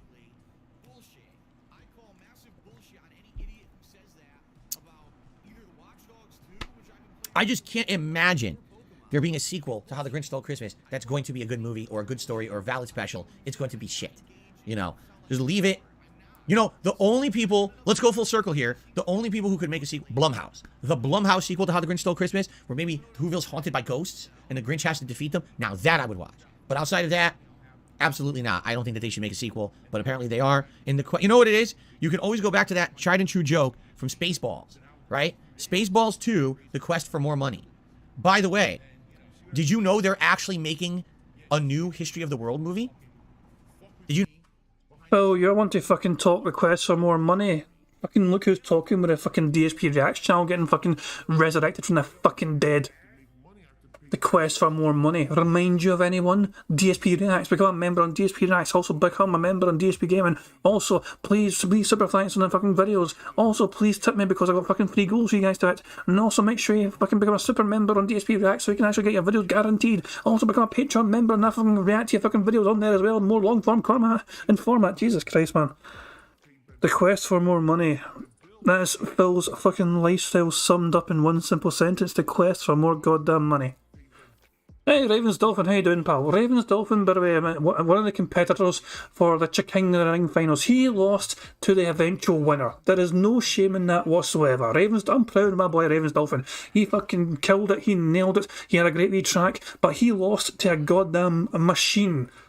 That leg guy was just fucking on fire. He beat everyone in his fucking path, you know what I mean? So there's no shame in losing to the winner of the whole thing. You know that?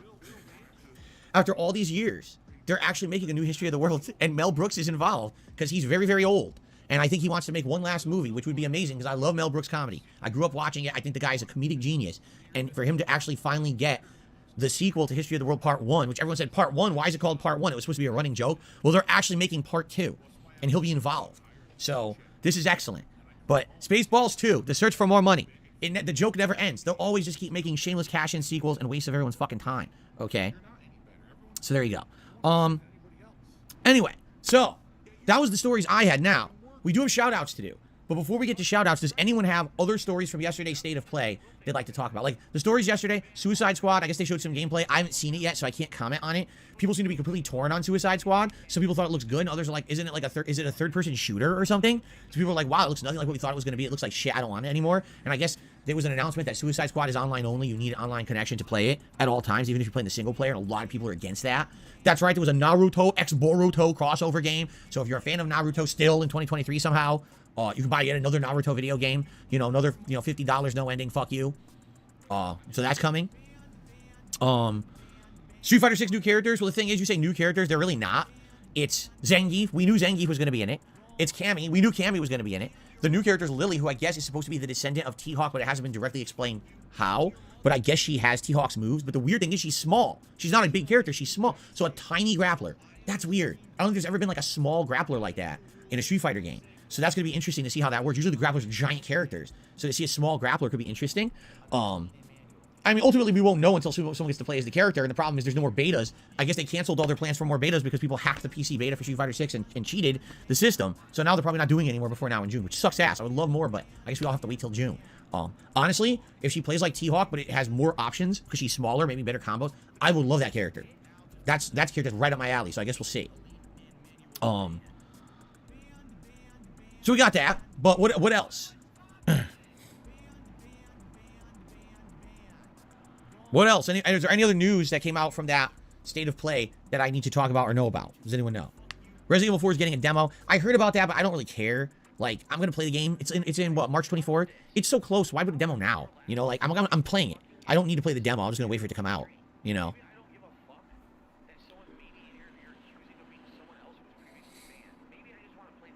Life of P coming this year. We already knew that though. That's coming in the fall, right? We just don't know exactly. No, August, right? Which is good. That's a good release date for it. The summer. Yes, there was a completely unrelated announcement, not during State of Play. It was leaked. Mortal Kombat 12 is coming. Get this. Mortal Kombat 12 is the next game from NetherRealm, and it's coming out this year. So you're telling me in 1 year... Hold on, people are saying I thought it was a neck touch. I thought he was messing with his fucking neck there. See, his hand's like behind the ear, you know? I thought he was just messing with his neck. Now, you know, like, I'm playing it. That's his cheek. I don't need to play the demo. I'm just going to wait for it to come out. So that's his cheek. He's not touched his ear yet. That's his, like, cheek. You know? And then he goes behind the fucking, you know, ear as well. That's not... He didn't touch his ear. He was close to it. But... Oh, now. You know... Like, this is not Phil touching his ear here. This is his cheek. He's rubbing his cheek here. See?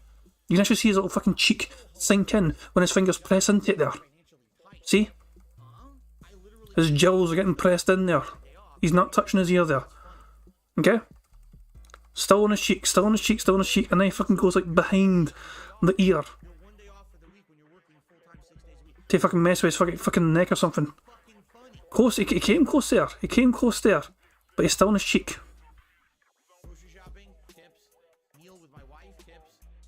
And it's like digging in there. It's like weird little cloth thing in his fucking face is weird. The lobe moves. I see a lobe movement. Fine, okay. It's okay, fine, I'll take it.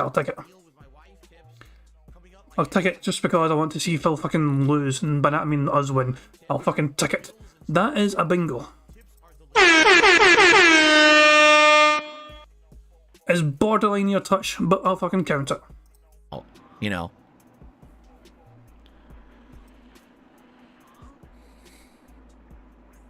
Life of P coming this year. We already knew that though. That's coming in the fall, right? We just don't know exactly. No, August, right? Which is good. That's a good release date for it. The summer.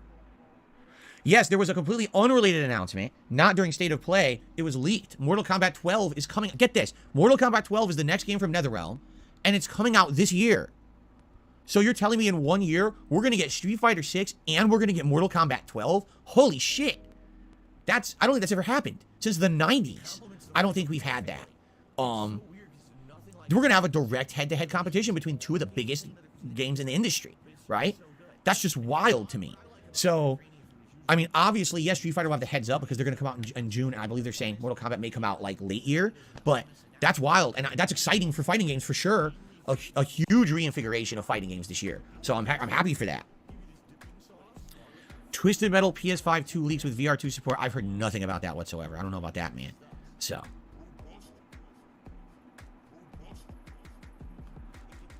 PlayStation announced Chia, a game coming out Tuesday, March 21st. I don't know anything about that. What? Chia? Chia is a Chia pet game. You have to grow, you know, those, like the little weeds out of someone's head or something. Chia Seed's the game. It's kind of like semen, right? Remember that game, Semen? What the fuck? Why does Phil fucking just automatically think of semen right fucking then and there? Are we 1.25 speed? We're at 1.25 speed. This is going so slow. I thought we were at normal speed there for a fucking second, but this is all 1.25 speed. I'm going to rewind that just for Phil, just so you guys can fucking fully enjoy Phil's stupidity again. What? Chia? Chia is a Chia pet game. You have to grow, you know, those, like the little weeds out of someone's head or something. Chia Seed's the game. It's kind of like Semen, right? Remember that game, Semen? Yes, there was a game called Semen. Yes, there was. There actually was. Anyway, now people are looking at me like, what do you mean? No, you research it. Go research Dreamcast games. I didn't make that up. And it was really weird. All right. Anything else? Anything else, or should I get the shout-outs? Any other news stories you guys want me to talk about or cover, or should I get the shout-outs? Jade, good to see you. I understand you don't really like the React stuff. Maybe I'll see you over there. If not, I'll see you for Oblivion tonight. I know you like Oblivion. Don't I mean Seaman? I do, but it's pronounced Seaman. That's actually how the game is pronounced. It's not Seaman. It's Seaman. Leonard Nimoy actually says it like that in the game.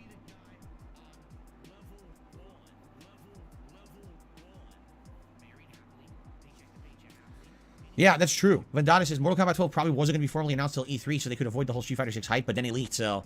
Oopsie! I did not see the new RoboCop game trailer. I know there's a RoboCop game coming out this year, but I don't know anything about it. People are saying it's a first-person shooter and looks promising. Interesting. Why do I sound emotionally angry? Because I'm a very upset person. I'm very uptight because I'm asexual. Being an asexual being, you're always constantly angry at everything around you. You're very frustrated with life. That's why. By the way, enjoy your time out. There you go. Crestfallen says, what's your opinion on a streamer who cried because Twitch took half her sub money? Read the fine print. That's all I got to say. Twitch takes a lot of your money. They do. All right, I think we should get to shout-outs, shall we? So we start off today with Parasolo, who re-upped his membership for 21 months, and he says, good vibes to the hate army. There is no hate army. Does not exist. Do not say that. However, good vibes to everyone here who enjoys DSP gaming. Thank you so much. I want to point out that the person that said that fucking thing when they renewed a membership, that was like a 21-month renewed membership. And that is a very old school reference. Phil used to refer to his fans as the Hate Army. Let's see if I can actually fucking find old clips of Phil fucking referencing Hate Army. 117 different fucking results. Here we go. It's gonna be good. So I'm calling upon the hate army. I rarely do this, but I need you guys definitely to help us out with this endeavor. There you go. He's fucking begging his fucking fans to check out the Project 7 final machinima trailer. Not, Jesus fucking Christ. He used to refer to his own fans as the Hate Army. And then Phil realised, you know what? That's probably a bad look for me, being known as, like, you know, the Hate Army. Jesus Christ, man. I'm calling upon the Hate Army. What about this one? What about this one? Weird fucking name. Like, you're not the hate army. I made a joke. You're the philanthropists, right? I don't need to do that. I don't need to call you the bro arm, the bro fist army. You're not the Markiplier mongrels. I don't know. That's just straight up YouTuber jealousy. That's just straight up YouTuber jealousy. They're drunken YouTuber jealousy. Yeah, fucking go. Hate Army, rise up. So very much Parasolo. The Villain became a member again at the super supporter level. That is much appreciated to the Villain. Thank you for that. Thank you. The interesting part about that was I never ever called my fan base the Hate Army. There was a couple jokes I made over the years about it. I literally have just proven that as to be a lie, a flat out fucking lie. I have just literally proven that as a complete stone cold fucking lie. Excuse the fuck out of me? Because remember, I always joked how other guys, like there's the Angry Army, there's the Bro Fist Army, and I always joked, but we never actually came to any kind of a conclusion of what anyone should be called if they're a fan of mine. Oops. In fact, over the years, I came to say, I don't want to categorize you guys into... Yeah, eventually you fucking said that. Hold on. What's this one? The Hate Army! You're great! Blah, blah, blah. No, not going to do that. I'm going to continue to make the same kind of quality playthroughs that I've done since day one on YouTube. Hold on, what's the full concept? What's the full context of this clip here? Play footage. I'm not going to stop playing the game. Here we are. I'm playing the game. It's a really tense moment. It's a tense fight. Let's go. Oh, wait a minute. I got a new sub. Pause the game. Here comes a pop-up on the fucking screen. Thanks to Jubbity Bubbity for joining the Hate Army. You're great. Blah, blah, blah. No, not going to do that. He referred to his own... That's not his own... Wow. Yeah, there's several examples now of Phil referring to his own fan base as the Hate Army. As somebody joins, I fucking love this as well. Phil's not going to interrupt him playing the game for shoutouts. Back before Phil adopted live streaming, this fucking video was 6 years ago. November 2016.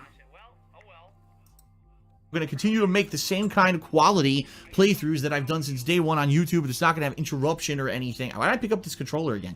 I'm not going to have interruption or anything during streams on Twitch if someone subs, but I will maybe cumulatively, like I said, breaks, the end of the streams. Yeah, right, Phil. It's amazing how times change, isn't it? It's amazing how times change. And now he's fucking trying to claim this shit. Ever called my fan base the hate army. There was a couple jokes I made over the years about it. Because remember, I always joked about how other guys, like there's the angry army, there's the bro fist army, and I always joked, but we never actually came to any kind of a conclusion of what anyone should be called if they're a fan of mine.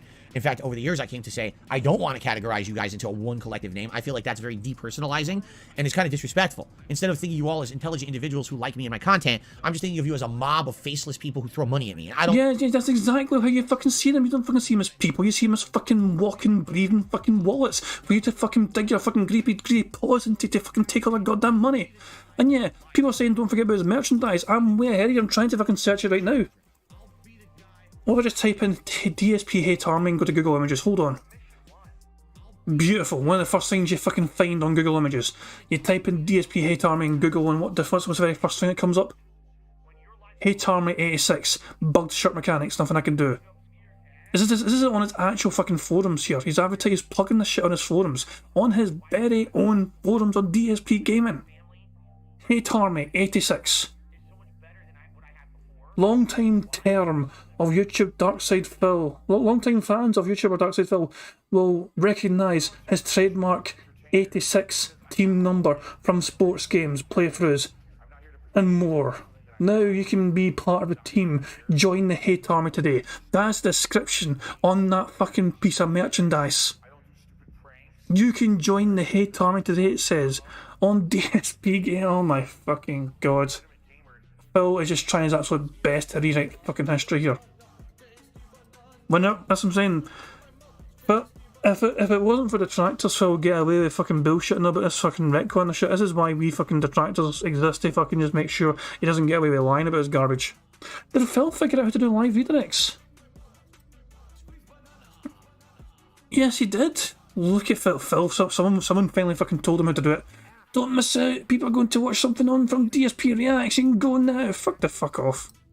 I don't think of you like that. And so I never wanted to do that, you see? But what happened was idiots then said, let's say that he says this, and that way it sounds like, we could cancel him for saying hate all the time. Well, guess what? Fuck you, because that's not true. There you go. Continuing on, Crestfallen did a super chat and says, what is it with you and your obsession with vests? You have 40 of them. That is incorrect. I have, would you like me to count? I have 1, 2, 3, 4, 5, 6. Well, speaking of live redirects, Meerkat Mob and their viewers just joined. Shout out to everyone that was on Meerkat Mob and enjoying his robust content. Yeah, shout out to Meerkat. And yeah, welcome to everyone joining me from Meerkat stream. I do hope you all had a good time on Meerkat show. We are very close to a full house bingo, so you guys have timed it very nicely if you guys want to get in on potentially winning a full house. 7, 8, 9. I have 9 vests. 9 vests. There's no obsession. The story is that back in 2020, we were doing a retrospective marathon event. We were watching old videos of mine, and someone had suggested a video from like 2010 where it was a random vlog of me just talking to the camera about stuff going on my channel, and I happened to be wearing a beige vest during this video. And someone was like, wow, I don't recognize that vest. That's from 10 years ago. Do you still have it? And I said, I don't know. Let me go look. So I went downstairs. I went in my closet. Lo and behold, I still had it. I pulled it right out of the closet. Wow, it's like new. I probably wore this thing a handful of times. I remember maybe wearing it out a few times going to dinner with my parents and stuff back in Connecticut, but for the most part, I never really wore it. And people were like, well, would you wear that on stream? Maybe as like a reward for hitting a support goal. I said, why not? It's something stupid and silly. We'll do it. And it became a running meme, okay? A running meme where basically, just to put it into terms that I can't really explain, people were donating whopping amounts of tips a day, every stream, to keep this vest streak alive. People demanded more vests, so I bought more. People demanded vest variety. They wanted vests that were themed to the game. They wanted vests for different seasons. And that streak of me hitting a support goal every stream lasted from like I think it was March all the way through like July or August. It was like every single stream for months I was hitting this ridiculous amount of tips every stream. And it got me through a hard time because that was the time when I was going through a bankruptcy and I didn't have money. And that money was basically making up for the fact that everything else in my life was screwed up, and it helped a lot. So it was actually very timely that it happened that way. But actually, the vest was never my idea. It was actually the viewers who had suggested via that marathon. They were like, could you bring back the vest? That'd be pretty cool. Could you have it on streams? And we did. And it went on for months and months. Now it's a running thing. If we happen to hit a full tip support goal any stream, people pick a vest for me to wear. But it's so rare. How often do we raise $150 in one stream? Not very often. So it's not a huge deal. Literally the very last stream he fucking did last night saw him have over $250. He wore one last night. Literally the most recent stream, right before this one, he wore a vest. So yeah, how often does it happen? Literally the very last stream you did, Phil, is how often it happens. Deal anymore, but it was at one point. It was a running thing, okay? Jackson did a super chat. Do you invert your y-axis when you play? My dad's 40. He inverts. Just wondering. He says it's the way he learned to play as a kid. I just leave it on default. And I guess in default, it's not anymore. I think at one point in PC gaming, the y-axis was defaulting very frequently. And I think when console games got more mainstream, they stopped doing it. So now I actually don't know. That might be because flight sims, if you would pull down, you would go up. And if you would push forward, you would go down. And maybe it just kind of defaulted to that for other games. But then in time, they flipped it. Right? Like, I'm trying to think, if you're playing mouse and keyboard, you use the keyboard to move, but to look with the mouse, if you push forward on the mouse, you look down. If you pull back, you look up. I think that's where it came from. But I think on pads, it's different, no? I don't know. It's been too long. But Jackson, I just leave whatever the default is on at this point, okay? Okay. I don't know. I'm so confused. Now I've confused myself. I confused my audience. My audience is upset with me. They're telling me I'm an old fart, and they could see the hair growing out of my ears. It looks like a bush. I'll get my weed whacker after this stream. I'll go zoop. Anyway, let's continue. Now we swing over to the tips side of things, okay? And we actually have a tip that was overnight, and I want to apologize. It's from Game Checker. Game Checker was the person who introduced the Michael Jordan clip to last week's DSP versus the Internet. I said, man, that clip's funny. I'd like to maybe have that on stream as something that I could play from time to time. For those who don't know, it's the Michael Jordan clip. He goes, stop. Get some help, okay? He sent me the clip, and I forgot to download it and put it on the stream all week. It kind of just slipped my mind. I still have it. Like, it's sitting in my inbox. I can get the clip. And I want to get that. I want to put that on stream so we can maybe use that as a meme on the streams, and I totally forgot about it. So I apologize to Game Checker wholeheartedly for that. Thank you for that, and I will get to it eventually. Now, Game Checker started off today with a $30 tip, ladies and gentlemen. 30 buckaroos. So let's play a nice animation for him. Thank you, Game Checker, for the 30 simoleons. Let's get him up on the leaderboard. Let's see what he has to say.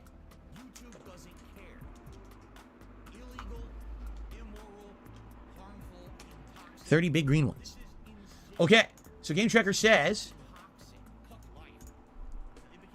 someday I'll be able to attend DSP versus the Internet live, but my current work schedule does not allow for it. I can still get a shout out, though. Here's a chunk of support for it. I'm looking forward to seeing you react to my submission for the week. Yes, and I should reiterate this, and I'm going to say it when we start the stream over there this morning. It's first come, first serve. For people who are channel members on DSP Reacts, whatever order you submitted is the order I'm going to kind of go through the videos. I can't watch every video. In fact, there's some people who posted up a ton of videos, so I picked and choose the best ones. Some of them, sadly, there's some political stuff in there that I know for a fact gets flagged on YouTube, and then you can't even watch it. So some of that stuff I had to skip.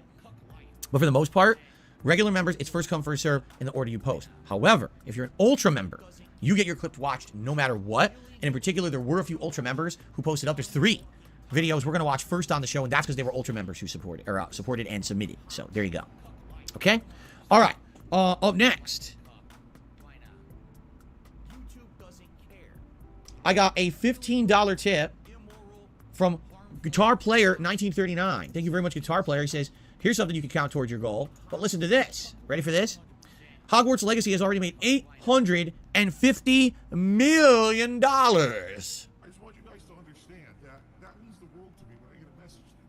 Nope. Nope. Fuck. Nope.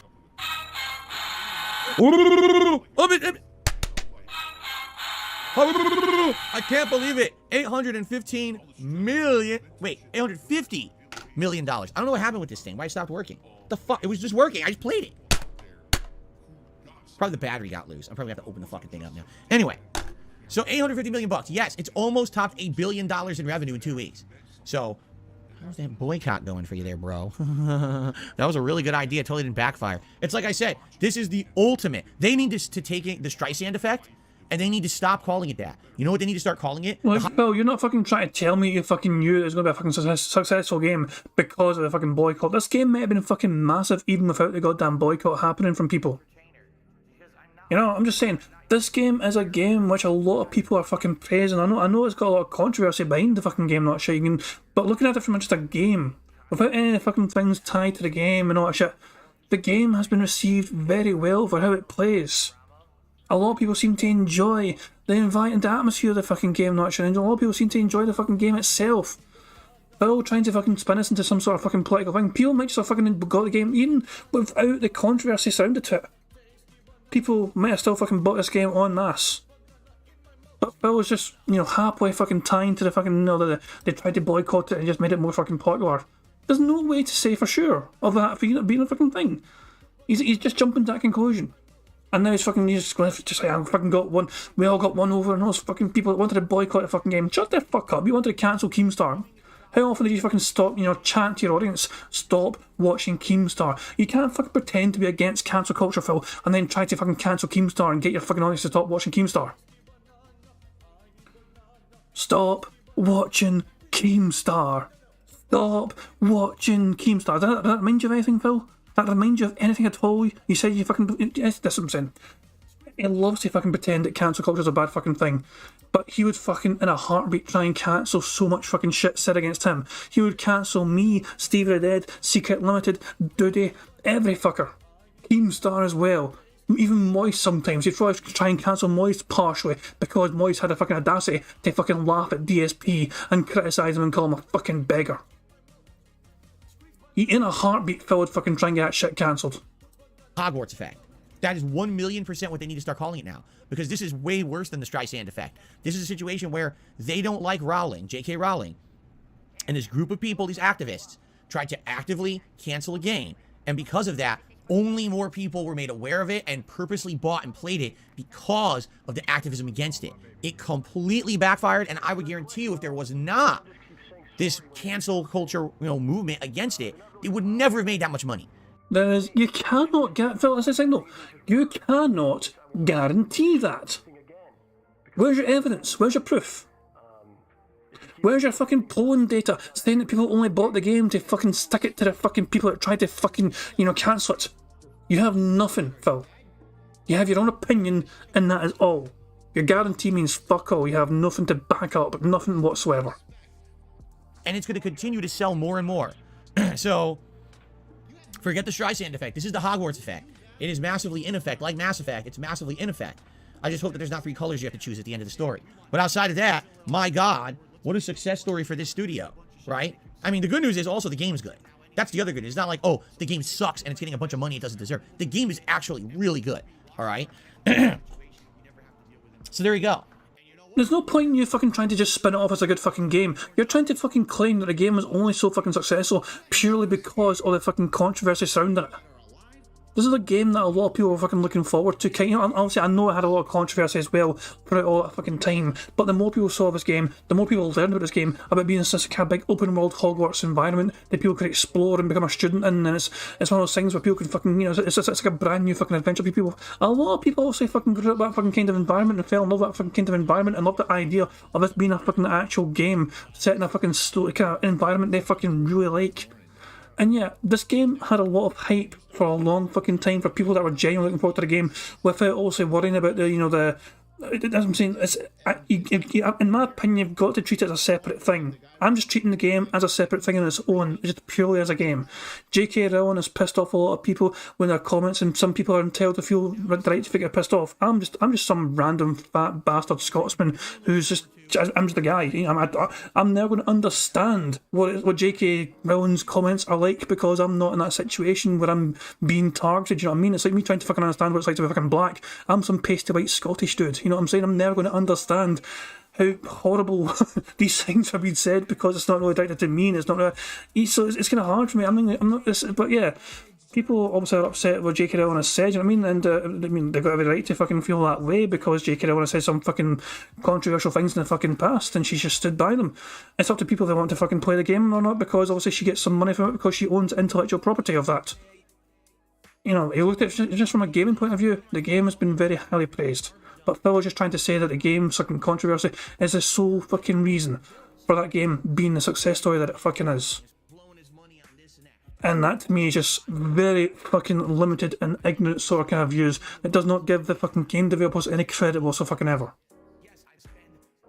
That's my take on that, yeah. But yeah. It's just Phil being Phil. Alright, continuing on. There was a $2 tip. And by the way, one thing, J.K. Rowling is already extremely fucking rich and successful.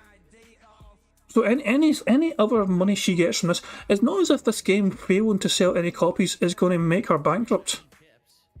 I'm not trying to fucking justify like buying the game or any fucking thing like that, but she's already, you know, like fucking set for goddamn life, essentially, unless she does something monumentally stupid financially. So, like, she'll get like an extra shekel maybe or something, you know what I mean? But I'm just saying, like, it's not as if this is a make or break fucking thing for them.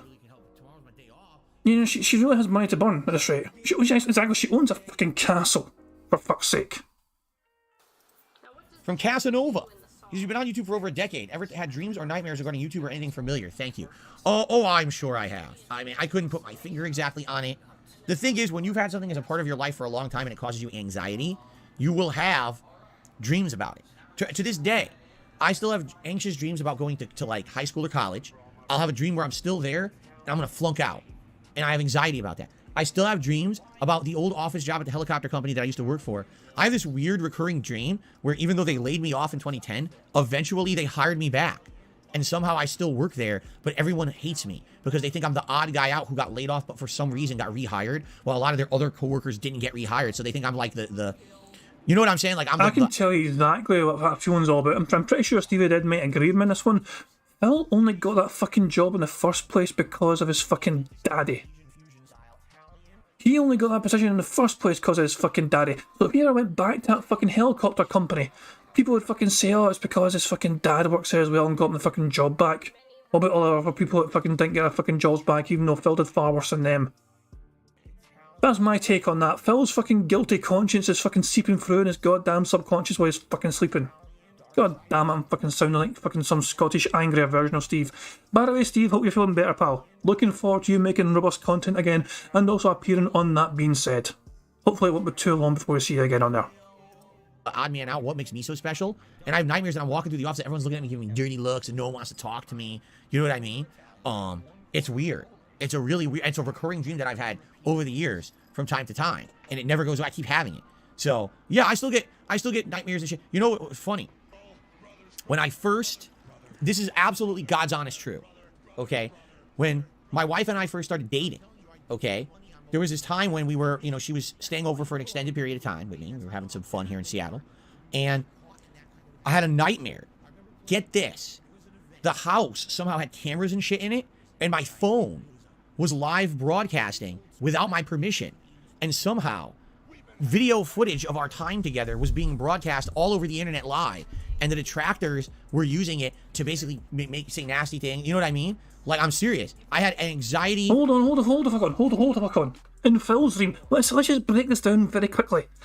Phil's dream, his phone like becomes sentient and broadcasts everything real and factual that was happening to Phil. And what was this last bit that Phil said? Was live broadcasting without my permission. And somehow, video footage of our time together was being broadcast all over the internet live. Yes, okay, what's wrong? Okay, so that is messed up. Okay, but what about this last bit here? This last bit right fucking here. And the detractors were using it to basically say nasty things. You know what I mean? And say nasty things like what? Say nasty things like what? If this sort of thing actually fucking happened, it would mean that factual information about things that you were saying and doing would be revealed, and all we could fucking do is verify that. Imagine, by the way, yeah, Phil has a secret fucking relationship. Here's a fucking bitch he's living with. Well, not or staying with right now, you know what I mean? He's fucking flying out to see him. Here's a little fucking sneaky video of it from his fucking phone, live broadcasting right now. And Phil will be like, nah, the detractors are fucking doing fucked up things because they're fucking telling people the truth. Phil's fear is essentially all boiled down to the detractors exposing him and all the fucking things that he claims is false. This is literally just him fearing the truth will get revealed when it's out of his fucking control. He fears his phone might betray him one time, like it did earlier on the 23rd of July. 23rd of July 2022, a date that will live in infamy because Jasper Kitty, Agent DeClaude, fucking distracted Phil long enough to fucking make Phil not be aware that his phone was showing WWE champions to the world for the daily crap. I'm pretty sure it was 23rd. Is it 23rd of July? I'm very tempted to fucking go back and check. I'm very tempted to, you know what, fuck it. Alright, now we're going to go into the rest of... Fuck up, Phil, don't care what you fucking have to say. Let's go back to the 20... This is going to take... Actually, I might just search it and see if I can get lucky. How does Phil date these usually? Does he just fucking say 23rd July 23, don't he? Is that gonna work? It is! It's the one date I always remember. Welcome to the Daily Wrap. There's such a good Agent DeClaude, who's a good Jasper Kitty. Look at the WWE champions on his fucking phone right there. The phone became sentient and showed it to the fucking detractors. My god. We're inside for live reporting from his inside his walls. That's an incredible fucking nightmare for Phil. One more time. One more goddamn time. I want to fucking hear him fucking describe his fucking dream. And his nightmare, sorry. And his fucking massive fear of it. I had a nightmare. Get this. The house somehow had cameras and shit in it, and my phone was live broadcasting without my permission. And somehow, video footage of our time together was being broadcast all over the internet live, and the detractors were using it to basically say nasty things. You know what I mean? Like, I'm serious. I had an anxiety dream where this was happening. So imagine if we got hold of that footage and proved that Phil was having a fucking relationship with someone. And he feared that the detractors would get hold of us and do what? Expose it? Tell people you were in a relationship? And you feared this happening? You were scared of this being revealed? This is a time, remember. Phil was seeing her secretly at the fucking time. This was an anxiety dream for Phil because he was worried people would actually genuinely fucking find out. Kat was having a fucking affair, technically. I mean, she wasn't married at the fucking time. She had a boyfriend back home in fucking where the fuck middle of the fucking country in America. Was it Michigan or some pish? I can't even mind where the fuck Kat came from. But yeah, Kat was living with Subaru Man at the fucking time. She was in a relationship with somebody. She cheated on him to be with DSP. DSP was flying that bitch out to see him and spend time together. Flying off at his own expense, most likely. Michigan, it was Michigan, yeah. That's what I'm saying. Subaru Man eventually found out and booted her to the curb. So Kat needed to fucking move in quicker than anticipated. Phil's big massive fear was simply about people finding out about the secret relationship because Kat was not ready to move across country and move in with him yet. Until she had no fucking choice but to move in with Phil. The fucking choice was taken away, it became a fucking necessity for him. Hashtag save the house, we got fucking tax bills to fucking pay. By the way, I used that money to fucking move for Kat in. Say hello to Kat, everyone. She's gonna be a part of my fucking content now. Oh, by the way, she's not a part of the content anymore because you guys made her cry. I blame Tevin. I woke up and I told her and she says, "Oh God, check your phone." I was like, "No, I know." She's like, "No, check it." I was like, "Okay, no, it's not broadcasting." But I mean, yeah, that's the crazy thing is I've been doing this for 15 years and you start to have anxiety about things getting on the internet that shouldn't, private information and shit that obviously could hurt you if it went out there, And the funny part is then shit, take a look at what happened. I told you, people got access to fucking my private information. I've had identity theft. I've had this shit happen to me. Whoa. People got access to your private information? The private information you claim was fucking false and fabricated? Can you just verify one more time, Phil, that we actually got access, and you're confirming it now, we got access to your private information? Because you've always fucking denied we actually did that. You've always fucking tried to claim that we fabricated the entire things on those bank leaks. And shit that obviously could hurt you if it went out there, And the funny part is then shit, take a look at what happened. I told you, people got access to fucking my private information. Like what, Phil?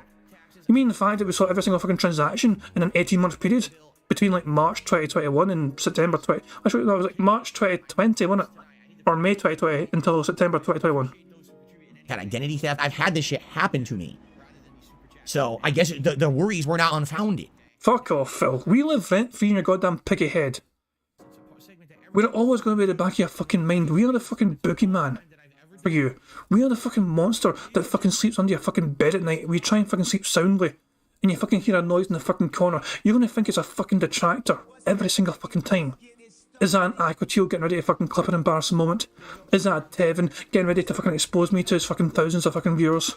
Is that a Duty clipping me again? Is that Hate Army mocking me? Is that Moist Critical fucking reacting to something and telling his whole fucking entire massive audience that I'm a beggar? We live rent-free in this piggy's fucking greasy-ass empty head, and we always fucking will. We're not going away, Phil. Right? They definitely were actually warranted.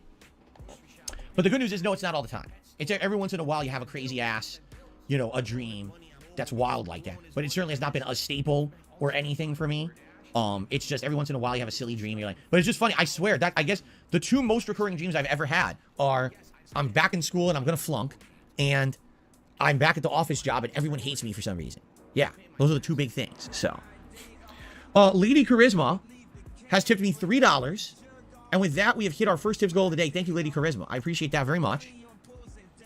50 bucks reached, and we haven't even started our meat of the show, which is, you know, DSP versus the internet over on DSP. A lot of people want me to fucking make sure that the chat say check your phone. I don't mind going back. The house somehow had cameras and shit in it, and my phone was live broadcasting without my permission. And somehow, video footage of our time together was being broadcast all over the internet live. This is a great and the fucking detractors were using it to basically say nasty things. You know what I mean? Like, I'm serious. Us evil detractors are fucking making factual claims with them again, and they can't stop us because we have video evidence. Oh no. The detractors are being honest to everyone again. Someone stop them. I had an anxiety dream where this was happening. Does it say, wake up, bitch, I had a bad dream. Cat, wake up. And I woke up, and I told her, and she says, oh God, check your phone. I was like, oh, there you go. So yeah, he woke up, all panicky, woke her ass up, and she says, oh God, check your phone. no, I know. She's like, no, check it. I was like, okay. No, it's not broadcasting. But so yeah, she did absolutely fucking say, oh God, check your phone. Fucking hell. 50 members on DSP. Whoops, went too far, sorry. Those are the two big things. So, Lady Charisma has tipped me $3. And with that, we have hit our first tips goal of the day. Thank you, Lady Charisma. I appreciate that very much. 50 bucks reached, and we haven't even started our meat of the show, which is, you know, DSP versus the internet over on DSP Reacts. Thank you for that. By the way, the goal today on DSP versus the internet, or I guess I should say on DSP Reacts in general, is to get 50 subscribers over there. Excuse me, 50 members over there. We currently have 47. So my goal is to get 50 members on DSP React by the end of today's stream. I hope we can hit it. It's only 3. I mean, it's not a giant stretch goal. I would like to get 3 new members by the end of the show. And every week I'd like to grow that channel a little more. Talk about it on here. Talk about it in DSP Gaming. Talk about your memberships on DSP Gaming, Phil. I need you to point it at fucking text, you dick. Or a little more. We'll see. Because that's it. Slow growth is still growth. That's what I want. I want to just grow that channel a little bit by a little bit. I guess we'll see. No, not 50 new subscribers. I want a total of 50. We have like 47. I'm only looking for a few people to maybe watch the show, be like, oh, it's a good show, and then join as a member. You see? All right. So anyway, thank you to Lady Charisma for the $3 tip. That's why I'm putting on the gunner glasses. Son of a The term bitch. you're looking for is Eurojank. Games mainly made in Eastern Europe. They're too ambitious for their own good. Games like The First Witcher, Stalker, and Kingdom Come Deliverance.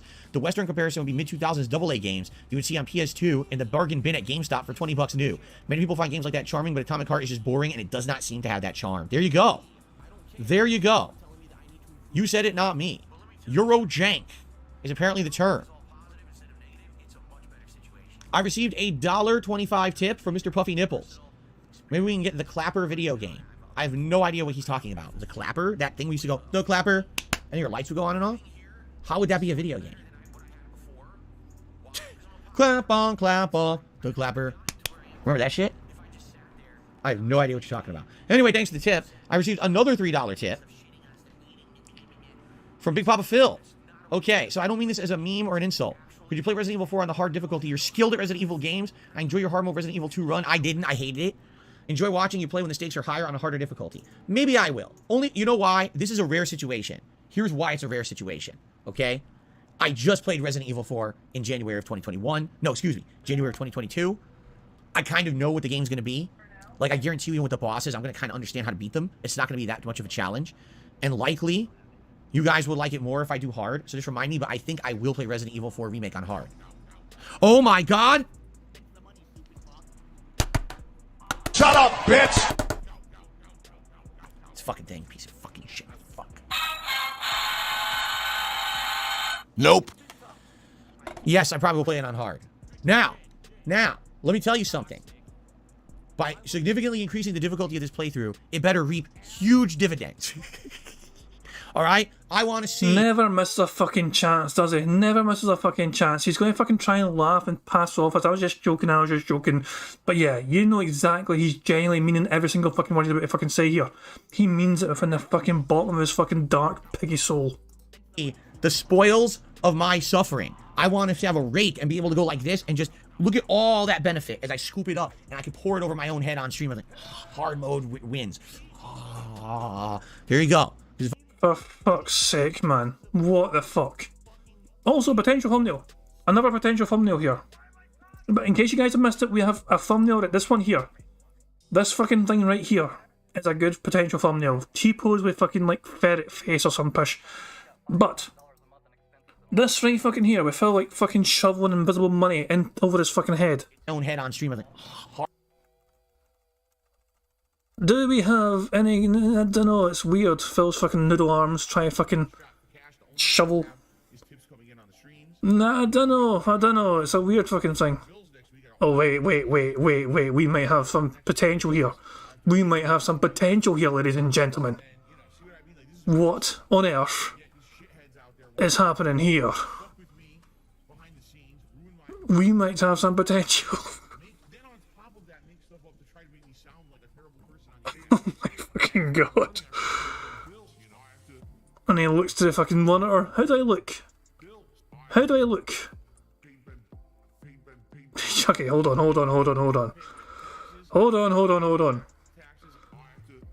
So I think an earlier one, when it was like clearer. Here maybe, like that. That right fucking there might be it.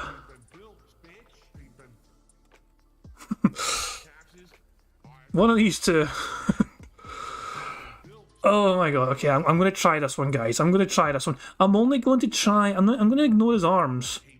His arms, I don't really fucking care about. They're all fucking bloody anyway. But I'm going to just, like, focus on, like, the neck and the head. Because why the fuck not? Okay, and there we go. Give me a second, ladies and gentlemen. I'm sorry for random derailment, but there's a thumbnail to be made. Oh my fucking god! What the fuck happened to his hair? What the fuck happened to his head? He's like a fucking PS2 character. What the fuck happened? What the fuck? It's like, oh my fucking god, it's in the graphics download. Oh my fucking god. Oh my god. Oh my fucking god. Phil with the oddly shaped head. He was called that in school. I guess I can see why. Jesus Christ. Here you go. Because if I play this game on hard, people don't reciprocate. Let me tell you something right now. Nothing. I'm just kidding. The thing is, here's the thing. I don't have to say shit like that. Because you guys do anyway. Like, you guys are so supportive. I never have to say shit like that. I don't have to make, like, a qualifying statement or anything like that. Because you guys support it anyway. I know you will. I don't have to be a dick about it, you know? I totally appreciate everything you guys do for me. So I know that playthrough is going to be a good one. And if I play it on hard, you probably will be, you know, churning out for it. So, there you go. No worries there. All right. So everyone, ladies and gentlemen, you can personally reach out and write a thank you letter. You should do this to Big Papa Phil. All right? You should write him a personal thank you note and say thank you because you are the reason that Phil is going to play Resident Evil 4 Remake on the harder difficulty. Derek, I will see you after your lunch. Sounds good. There you go. Right? All right. So that has covered everything. All right? And I'm curious, with this experiment, is there a way, how would I link people from this stream over to DSP Reacts? Because we're about to end the show. I'm about to stop recording. And I'd like to see, is there a way to transition people from one stream to the other, right? How would I go about doing it? Oh, Phil's talking about transitioning people, controversial. Oh wait, it's out of context, my bad.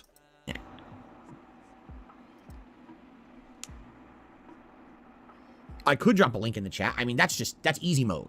That's not, you know, but people are saying there's a way, I guess, a formal way that you can like have one stream go to another. I have the other stream like live. It's not live, but it's by the way, guys, Phil definitely worked out how to fucking do it, because you can see the fucking top of his fucking chat here. We're like 9 minutes behind now, right? And within the next fucking 7-8 minutes, Phil figures out how to fucking do live redirects. So we're about to fucking see Phil figure out. And the big question is, does he figure it by himself, or does some moron have to fucking tell him how to fucking do it? Will a dent Ted guide him through it, or will Phil look it up himself on Google and work it out all by himself like a big boy? Open, it's ready to go. Someone could easily head over there and join it. You know what I mean? Like, it's set up. I would see, how would I get people over there in the queue ready for the show? Do I see a live redirect setting on your stream or dashboard or anywhere? I don't know where it would be. Like right now I'm in my studio, right? And I see, what is this? Pop out the dashboard. That's not it. I see run an ad. I see create a highlight. I see add a stream marker or share. There's chat and pop out chat. I mean, there's an edit button on the stream. Like, I don't know how you would, I don't know what there would be. How do you get to this? I don't see this.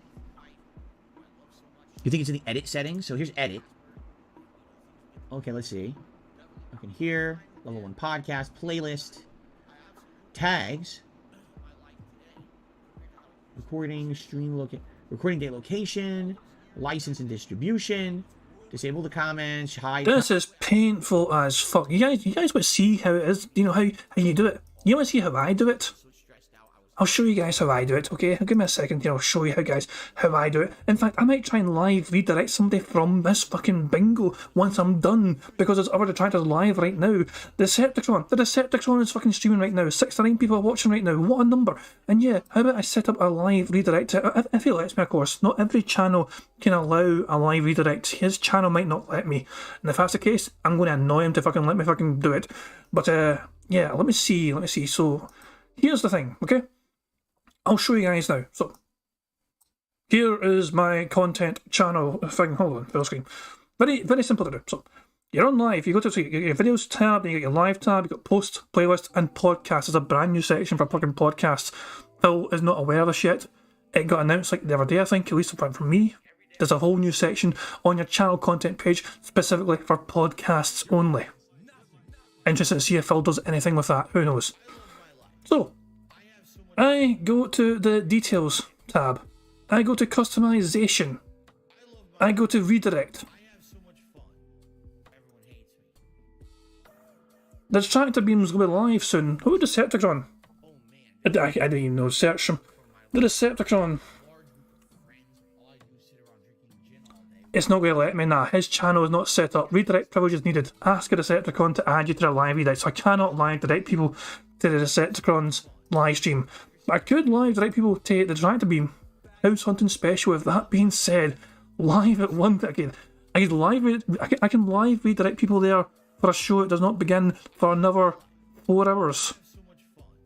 But still, that's how you live redirect people, guys. That's how you fucking do it. And you save it, and that's that. Fucking hooray for that. That is how you fucking do it. It's very simple. And Phil cannot work it out. He's making his face, trying his best to work it out. Oh my god. I cannot. I'm still fucking in disbelief of his fucking face, man. It genuinely looks like some goddamn, failed to fucking render character from PS1. Comments. Giving. No, that's not it. Customization. We got... Oh, redirect. Okay. This is promising. Add a redirect. Search your videos or videos from other channels. Okay. So what would this be called? DSP React. What if I just type in DSP React?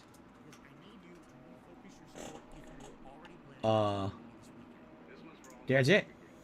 Redirect privileges. Huh? Add DSP React to add you. I knew he would have it set up. I fucking knew he wouldn't have it set up. Why the fuck would he have anyone fucking have it set up so anyone can fucking do it? There's multiple methods to this, guys. As you saw there, I cannot live redirect anyone to the Decepticon because he has not got it enabled where anyone can just fucking live redirect to them. You can actually have it so specific people only can be added to a list who can live redirect to you. Or you can have it so everyone and anyone can do it. I have recently changed my setting so anyone can do it regardless of who the fuck they are. Anyone can live redirect to my fucking streams at any fucking time if they so wish to do so. But there is actually there's a wee fucking thing as well, which by default is set to you actually have to fucking put your names in there of these content creators that you trust to fucking live redirect to you. And I think that's the default setting, and Phil naturally is not known about it at all, so his is automatically set to no, you need permission. Ask DSP Reacts to add you to their live redirect in their community settings. Okay, this is interesting. We're learning on the fly here. So if I go over here to settings, and I go over here to community settings, and we go to... It's approved. No, hidden. Lot. Damien Aniston saying, wouldn't the video have to be live for a redirect to a current? The video does not have to be live, no. Any scheduled stream, anyone can go to it. Like, I usually go onto DS, as long as the stream is scheduled, anyone can go in the chat and talk before it goes live. All the stream has to be is scheduled. It doesn't have to be live at a fucking point in time. The redirects work regardless. But as long as the stream is scheduled at any fucking point and it exists, then a live redirect will work to it. Live redirects. Okay. Channels that I subscribe to can redirect to my content. And then specific channels who can redirect to my channel. Okay. So can I type this in? Let's see.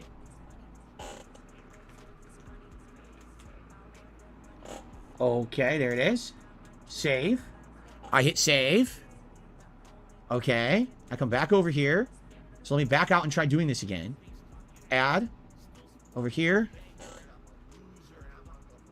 Yes! And I can click on it. Oh, snap. So now what does it say? Redirects allow you to keep viewers engaged across multiple events. Add a live stream or premiere for people to watch after yours ends. So I hit save. So technically, if this works, which we have never tried it before, what should happen is I will end this stream, and then you guys will see on your screens, hey, head over here. Here's the next piece of content. And we can do this every week for DSP versus the internet. We can also do this tomorrow for the pro Jared. I'm pretty sure you don't see it on the screen, by the way. You see it in the chat. You see a wee option in chat to fucking live redirect if you want to get live redirected, and that's it. Documentary react. Okay. Interesting. I'm showing my age. I'm showing my age because I'm learning something. Of course, when you're old and you learn something. Well, this is your fucking job. You've been doing fucking YouTube for 15 years. You're only just learned today how to fucking do live redirects on YouTube. This is your goddamn career, your livelihood. You fucking need to make sure you fucking keep abreast of the fucking new information at your disposal on how to fucking better yourself on YouTube. This is fucking what you need to do. You need to stay on top of your fucking game. Anything new is fucking implemented on YouTube. You need to be all over that and see if this is something that's going to be fucking helpful to you and your content in future. Instead, you just fucking not. You settle. You settle and you fucking accept settling for it. If something works, why else would you try and fucking improve? You just settle for it. You settle for fucking just staying in your fucking lane, staying on level 1. Why else would you fucking try and think to improve yourself just because the fucking website has fucking new features? You lazy son of a bitch. It shows your age. Absolutely correct. Right? All right. So, ladies and gentlemen, let us adjourn the show. If you had to wait a long time to see this show on demand on YouTube, I apologize. This is YouTube's processing issues. I hope this will not be the case, and I hope this video will go live for you quickly today. I'll do my usual and see what happens. But in the meantime, you've been a great audience. Thank you for watching. I hope you enjoyed the show. And it is now time for us to sit back and relax and enjoy some nice... No. Let's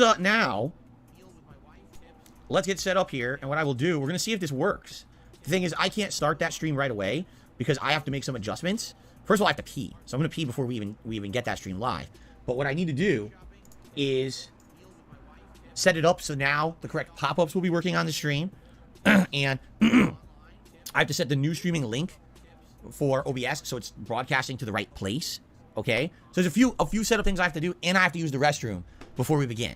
Okay? So if you guys could bear with me. I'd like to fucking point out, it's so fucking easy to fucking set the change link on OBS, so like... It just literally involves clicking on the fucking source and then selecting the alternative fucking link. Because you'll have it there, or you just, it's, oh my, actually it's like some big massive fucking ordeal. I do it all the fucking time. I fucking change sources all the time. I go on full screen and I'm like, you guys want to fucking see my bingo notepad file, and I fucking change the source, and it's like all of a sudden you guys can fucking see DSP bingo notepad file. You want to see the fucking stream again? I can just change it back and fucking go back to fucking the YouTube shit. it's so quick to fucking do, and Phil's like, oh, this is some massive fucking extra step, but it fucking takes a while to fucking implement. Fuck off. What I will do is I'm going to end the stream, and this is an experiment. If I end the stream, all right, and by the way, you're getting a little preview of some of the videos we're going to be watching today. If we end the stream, will it then direct you to the new one? If it doesn't, well, I'm going to post up both on Twitter and on the community tab here of DSP Gaming where to go for the show. It's DSP Reactions. There's the link. Thank you, Red. He used the link. You can use that right now to jump over if you want. But I'm going to try to use this direct raid link and see what happens. All right, guys, so thank you. This has been a great show. I'm actually going to turn this stream off. I'm going to use the restroom. I'm going to do some quick adjustments, and then I'll be back, and we're going to start over there. But please give me a few minutes to use the bathroom and everything, and then we'll be back, okay? All right, thank you all. Here comes the test. Let me know if this works. Hopefully, you'll all jump over to the new stream, and I'll see you in a little bit. All right, guys, thanks. And here we go. So he moves himself, and then he goes, okay, so we're not finished yet, by the way, guys. We are not finished playing bingo. We're going to click on this. Maybe some concern. And then we're going to fucking stop that shit right now and go straight to the fucking start and wait for Phil to go fucking live properly. 48 members. He's so close to... Actually, let's go to live, DSP. Lots of people trying to... Yeah, Phil got his fucking goal. He's at 53 members right fucking now. Hooray for that. How long do we have to wait for Phil to go live? He has a fucking long-ass fucking intro as well. This is like 5 minutes into the fucking... Like 33 minutes behind you, like 33 minutes behind. I go to 29, we're still going. 28. While everyone gets settled in. Oh, hello, he's finally talking. Okay, we're playing bingo still, remember. Until he starts recording for YouTube for his dumbass react crap, we are still playing bingo. We are 3 away from a full house. We are not giving up that fucking easily. Phil raided himself. This is the kind of ego Phil has. He raided his own goddamn channel with his alternative account, DSP Gaming, raided DSP Reacts. Okay, everyone, hello. Let's at least get the show rolling here with a little bit of an intro while everyone gets settled in. Welcome, everyone, to DSP versus the Internet over on DSP Reacts. This is a 3+ hour React stream. Thanks for being patient. As I get everything set up here, it takes a little bit of time to transition over because I have to basically get all the pop-ups and everything working, which I think they are. I'm going to do a live test in a moment. I got to get the stream key changed around, got to get the logos up and everything. As you know, because we did this last week, basically we continue on with the same exact, goals and funds that we already had earlier. There's no change here. It's not... Phil pointed at text. You guys can see it because I was on the fucking screen, but hold on, I'll let you guys fucking see it just so you guys can see. Phil pointed at text on the screen. As you know, because we did this last week, basically we continue on with the same There it is. exact, goal. He's fucking pointing at goddamn text on the fucking screen, so we're fucking counting that. That's shit. We're 2 away from full house. That is a triple bingo right fucking there as well. Fucking Yaldi. And funds that we already had earlier. I guess you guys don't want to play the horns. I'll play the horns once. I'm not going to play the horns 3 fucking times. There's no change here. It's not like, oh, we're going from,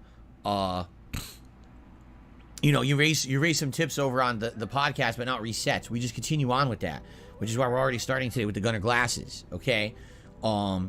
Weirdly, this stream said we had 300 viewers, and then Okay, hold on. I am going to go full screen because it's kind of weird you guys can't see Phil. So we need to listen out for Phil saying admittedly and in fact. It could very easily happen. I'm surprised that Phil has not said it admittedly on this stream. He usually says a whole fucking lot. So listen out for admittedly and in fact. actually turned it on, and now we only have 246. I find it hard to believe that people left when I turned the stream on. It's kind of weird, no? So either the count was inaccurate, or the count's inaccurate now. I did something. We had almost 400 people over on DSP Gaming, and I set it up that way. Well, Phil, not every single fucking person is going to click on the goddamn link. You understand this yourself. Not everyone's going to fucking want to enjoy that fucking content. You're going to have different audiences for different fucking things. It's an option for them. It doesn't force them to fucking leave DSP Gaming and go to DSP Reacts. It gives them the fucking option to go over seamlessly by clicking the fucking button and joining in this fucking raid. Phil's like, why didn't it grab everyone and force them to come here? Fuck off. When that stream goes off, this stream's supposed to turn on, and it links to it. So you would think those people would have come over. Why we would have lost like 150 viewers, I have absolutely no idea. Really? Casanova says it still says 57 are waiting. It does. It doesn't say that for me. Right now it says we have about 200. I had that problem. To be fair, I had that problem earlier on. Remember when Phil was live, the stream was live, and yet it still said something like 17 people were waiting. So it didn't actually update for me, Phil's fucking viewers, at all for the Level 1 podcast. The whole thing was bugged. I got bugged views, dude. 50 viewers and 29 likes. That's what I'm seeing. I don't know what you guys are seeing. That's what I'm seeing here. Okay? So, here's the deal. We got a few things to talk about as we get started. First of all, let's test and make sure the pop-ups are working. All right, let's do a live test. Ready? This is not a real tip. I'm testing this. It appears it works. So, now if any contributions come in, I can shout them out and do the live animations, which is great. If you do anything, a super chat, a super sticker, a membership, a gifted membership, all those are automatic and should play out here on the stream. And I will manually do the tips like always. Okay? Now, a few quick things as we get started. Right now, there's nothing. Never mind. There is something to shout out. I got a tip during the break.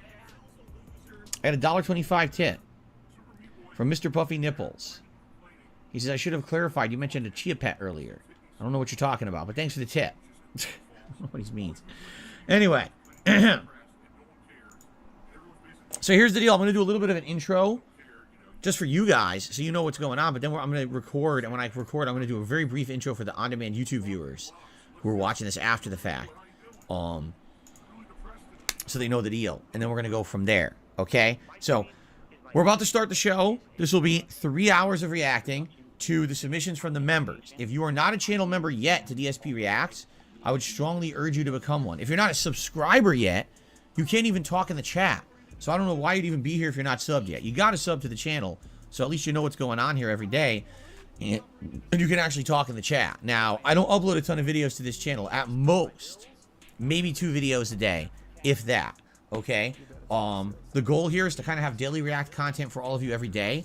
And so today we do a 3-hour React stream, and I split this up into maybe 20 to 25 minute increments, and this will be uploaded slowly over the course of the week as a trickle effect, so you're not overwhelmed or inundated with a ton of content. I actually got a few people who complained I wanted to watch it all at once. Well, most people said they don't want that. Most people say they don't want 3+ hours, a clump of Reacts. That's not how it's digestible. They wanted shorter videos, which is why I did that in that manner. So I guess we'll see how it goes today. And good variety of videos. The members nominated over 40 videos. I narrowed it down to 39, but there's more that we can watch if we have the time. I don't think we'll have the time. I think this 39 videos will be more than enough to get through the 3 hours of reacting today. So thank you to the members who did this. So here's how it works. You become a channel member. You immediately gain benefits. One of those benefits is the ability to nominate the videos that we will be watching here live today. If you are an ultra member, which is the highest member of the channel, you're guaranteed to get your video watched, at least in portion. For example, if you take a look at the first 3 videos here, one's 10 minutes, one's 25 minutes. No, I'm not going to be watching all of that 25-minute video. We're going to treat it just like last time. We'll watch for as long as it's entertaining. If it ends up getting old or repetitive, we'll move on to the next. Okay? That's how we're going to do this. It is supposed to be a clip show, not I watch a 25-minute video long. It's too long for this kind of a show. All right? But ultra members, we're watching the videos no matter what. Then after that, we move on to the clips that the general members have nominated. But I have to emphasize this. It's first come, first serve. First come, first serve. A lot of people nominated their stuff right away, and you already see their videos right there. Like, that's why we're watching those first. Some people, nominated last night. It's like, that's less than 24 hours before. There's an incredibly small chance those videos are going to get watched. That's way too close to the event. If we end up getting through all this stuff today, and we need extra stuff, then I'll go grab that. But for the most part, what's here is what we're watching, okay? There may be a couple exceptions. We'll see. All right? So, guys, here's the one other thing before we get started. As you know, I've talked about this last week. I'll talk about it again. The primary income I get on DSP Reacts here is member revenue. I make almost no ad revenue whatsoever on videos. Why? Because most of these videos are going to get claimed and or, I hopefully not blocked, but a lot of them also get age restricted, okay? So because of that, I make nothing on your views. Nothing. It's the revenue from members that are going to keep this channel afloat. So if you enjoy this content, if you like that I'm branching out this year and I'm doing different styles of content, please consider becoming a member here. All right? Even the base level, that's how you can nominate the videos each week. But, consider becoming maybe a super ultra member, because you actually get better benefits for those here. Unlike my other channel, DSP Gaming, here you concretely get benefits for those levels. It's definitely the best way to support the channel and give back, as opposed to, sadly, the views just don't really do much. You know, I wish that weren't the case, but until YouTube changes their whole content match system, it's going to continue to be that way. Now, we're currently at 48 members. My goal today is by the end of this segment to be at 50. Seriously, I would absolutely love, by the way, thank you to Mr. Nashville, who just upgraded to an ultra membership. Thank you for that. That is very helpful and supportive of the channel. So thank you very much for that, Mr. Nashville. So yeah, I'm hoping that we hit 50 members by the end of the stream. That means only 2 people have to become members during this stream, and we've hit my goal. All right, my goal is to basically every week creep up a few more members, creep up a few more. All right, so I'm hoping that we can do that today. If you're watching this today and you're enjoying the content, please consider becoming a member of the channel. All right, maybe we can hit that 50 goal and then do a little celebration. All right. Outside of that, everything else still stands. If we hit other tips goals, you'll vote on a hat or a vest. You know, if we hit 100 likes, right now we're at 41 likes. If we hit 100 likes, I'll do a celebratory bubble blow. All those still remain in effect for the show, just like a normal stream of mine over on DSP Gaming. Okay. Are we ready to start? Does anyone have any questions or anything to get out of the way before we begin?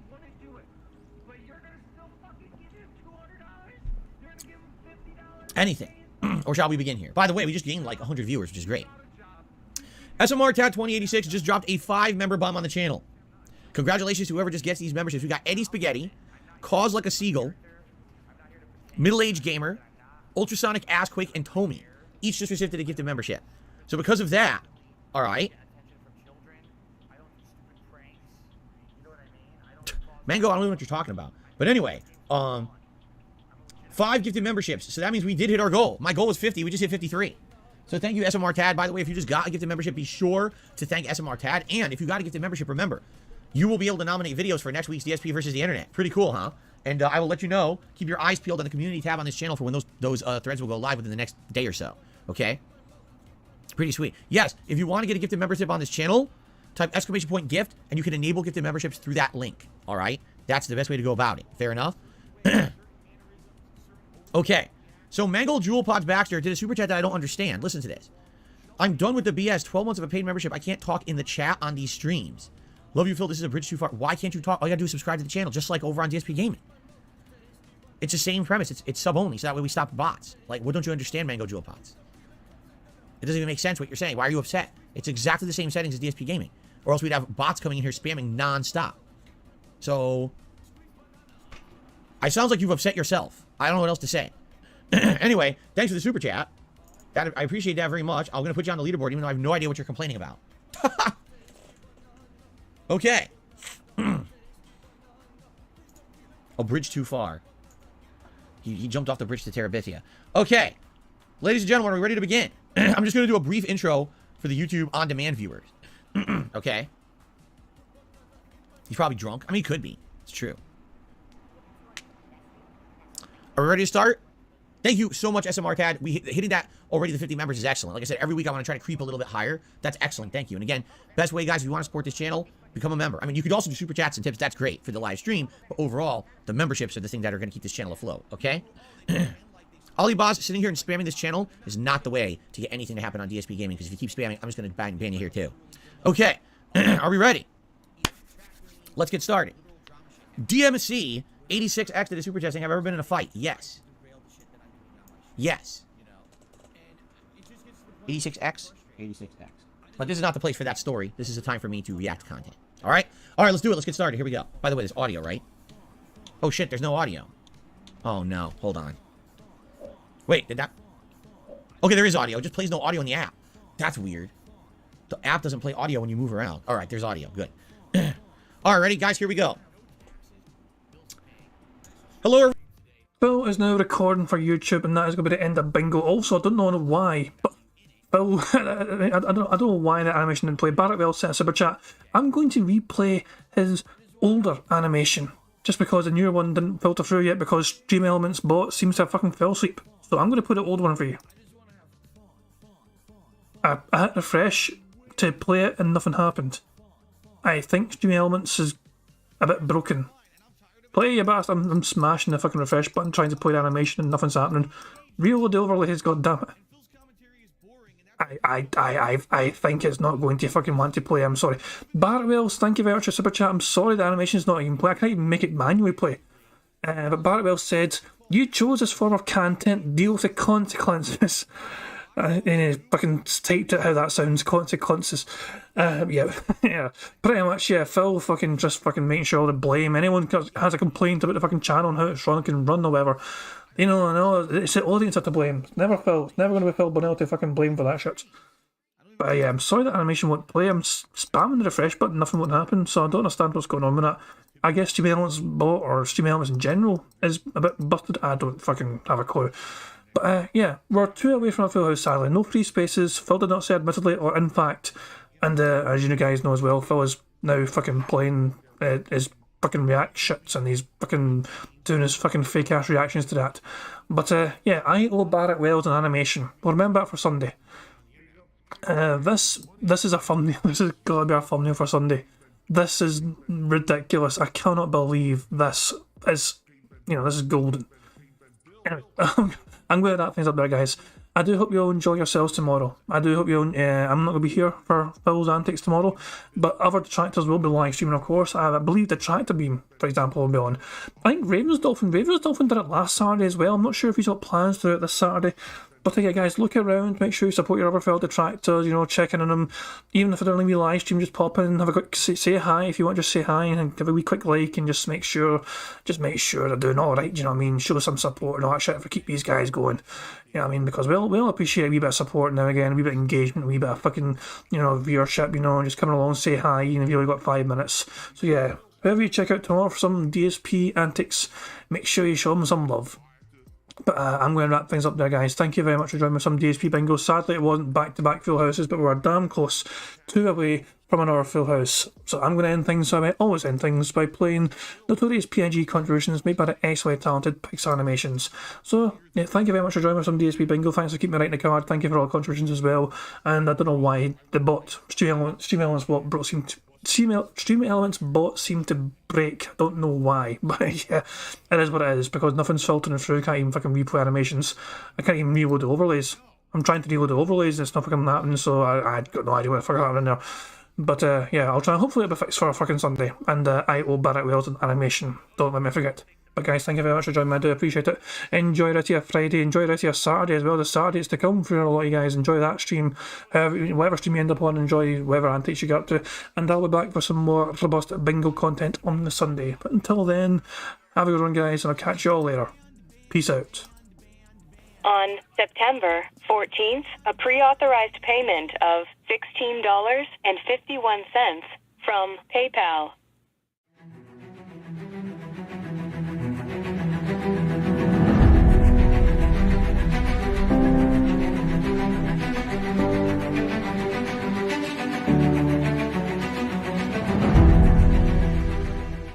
All right, Luna Mills has tipped me $1.30. It says, "I'm back. What's your favorite type of shower?" When you're showered in money. When you go outside and all of a sudden greenbacks start falling from the sky and you raise your face up, you're like, oh, you start dancing, you go, oh, money, money, yeah, yeah.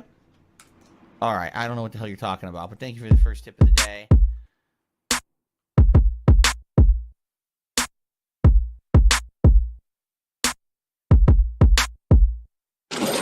Money, money, yeah, yeah. Money, money, oh, money, money, yeah, yeah. Money, money, money, money, yeah, yeah. Money, money, oh, money, money, yeah, yeah. These contributions are mandatory. Money, money, yeah, yeah. Money, money, oh, money, money, yeah, yeah. Money, money, money, money, yeah, yeah. Money, money, oh, money, money, yeah, yeah. These contributions are mandatory.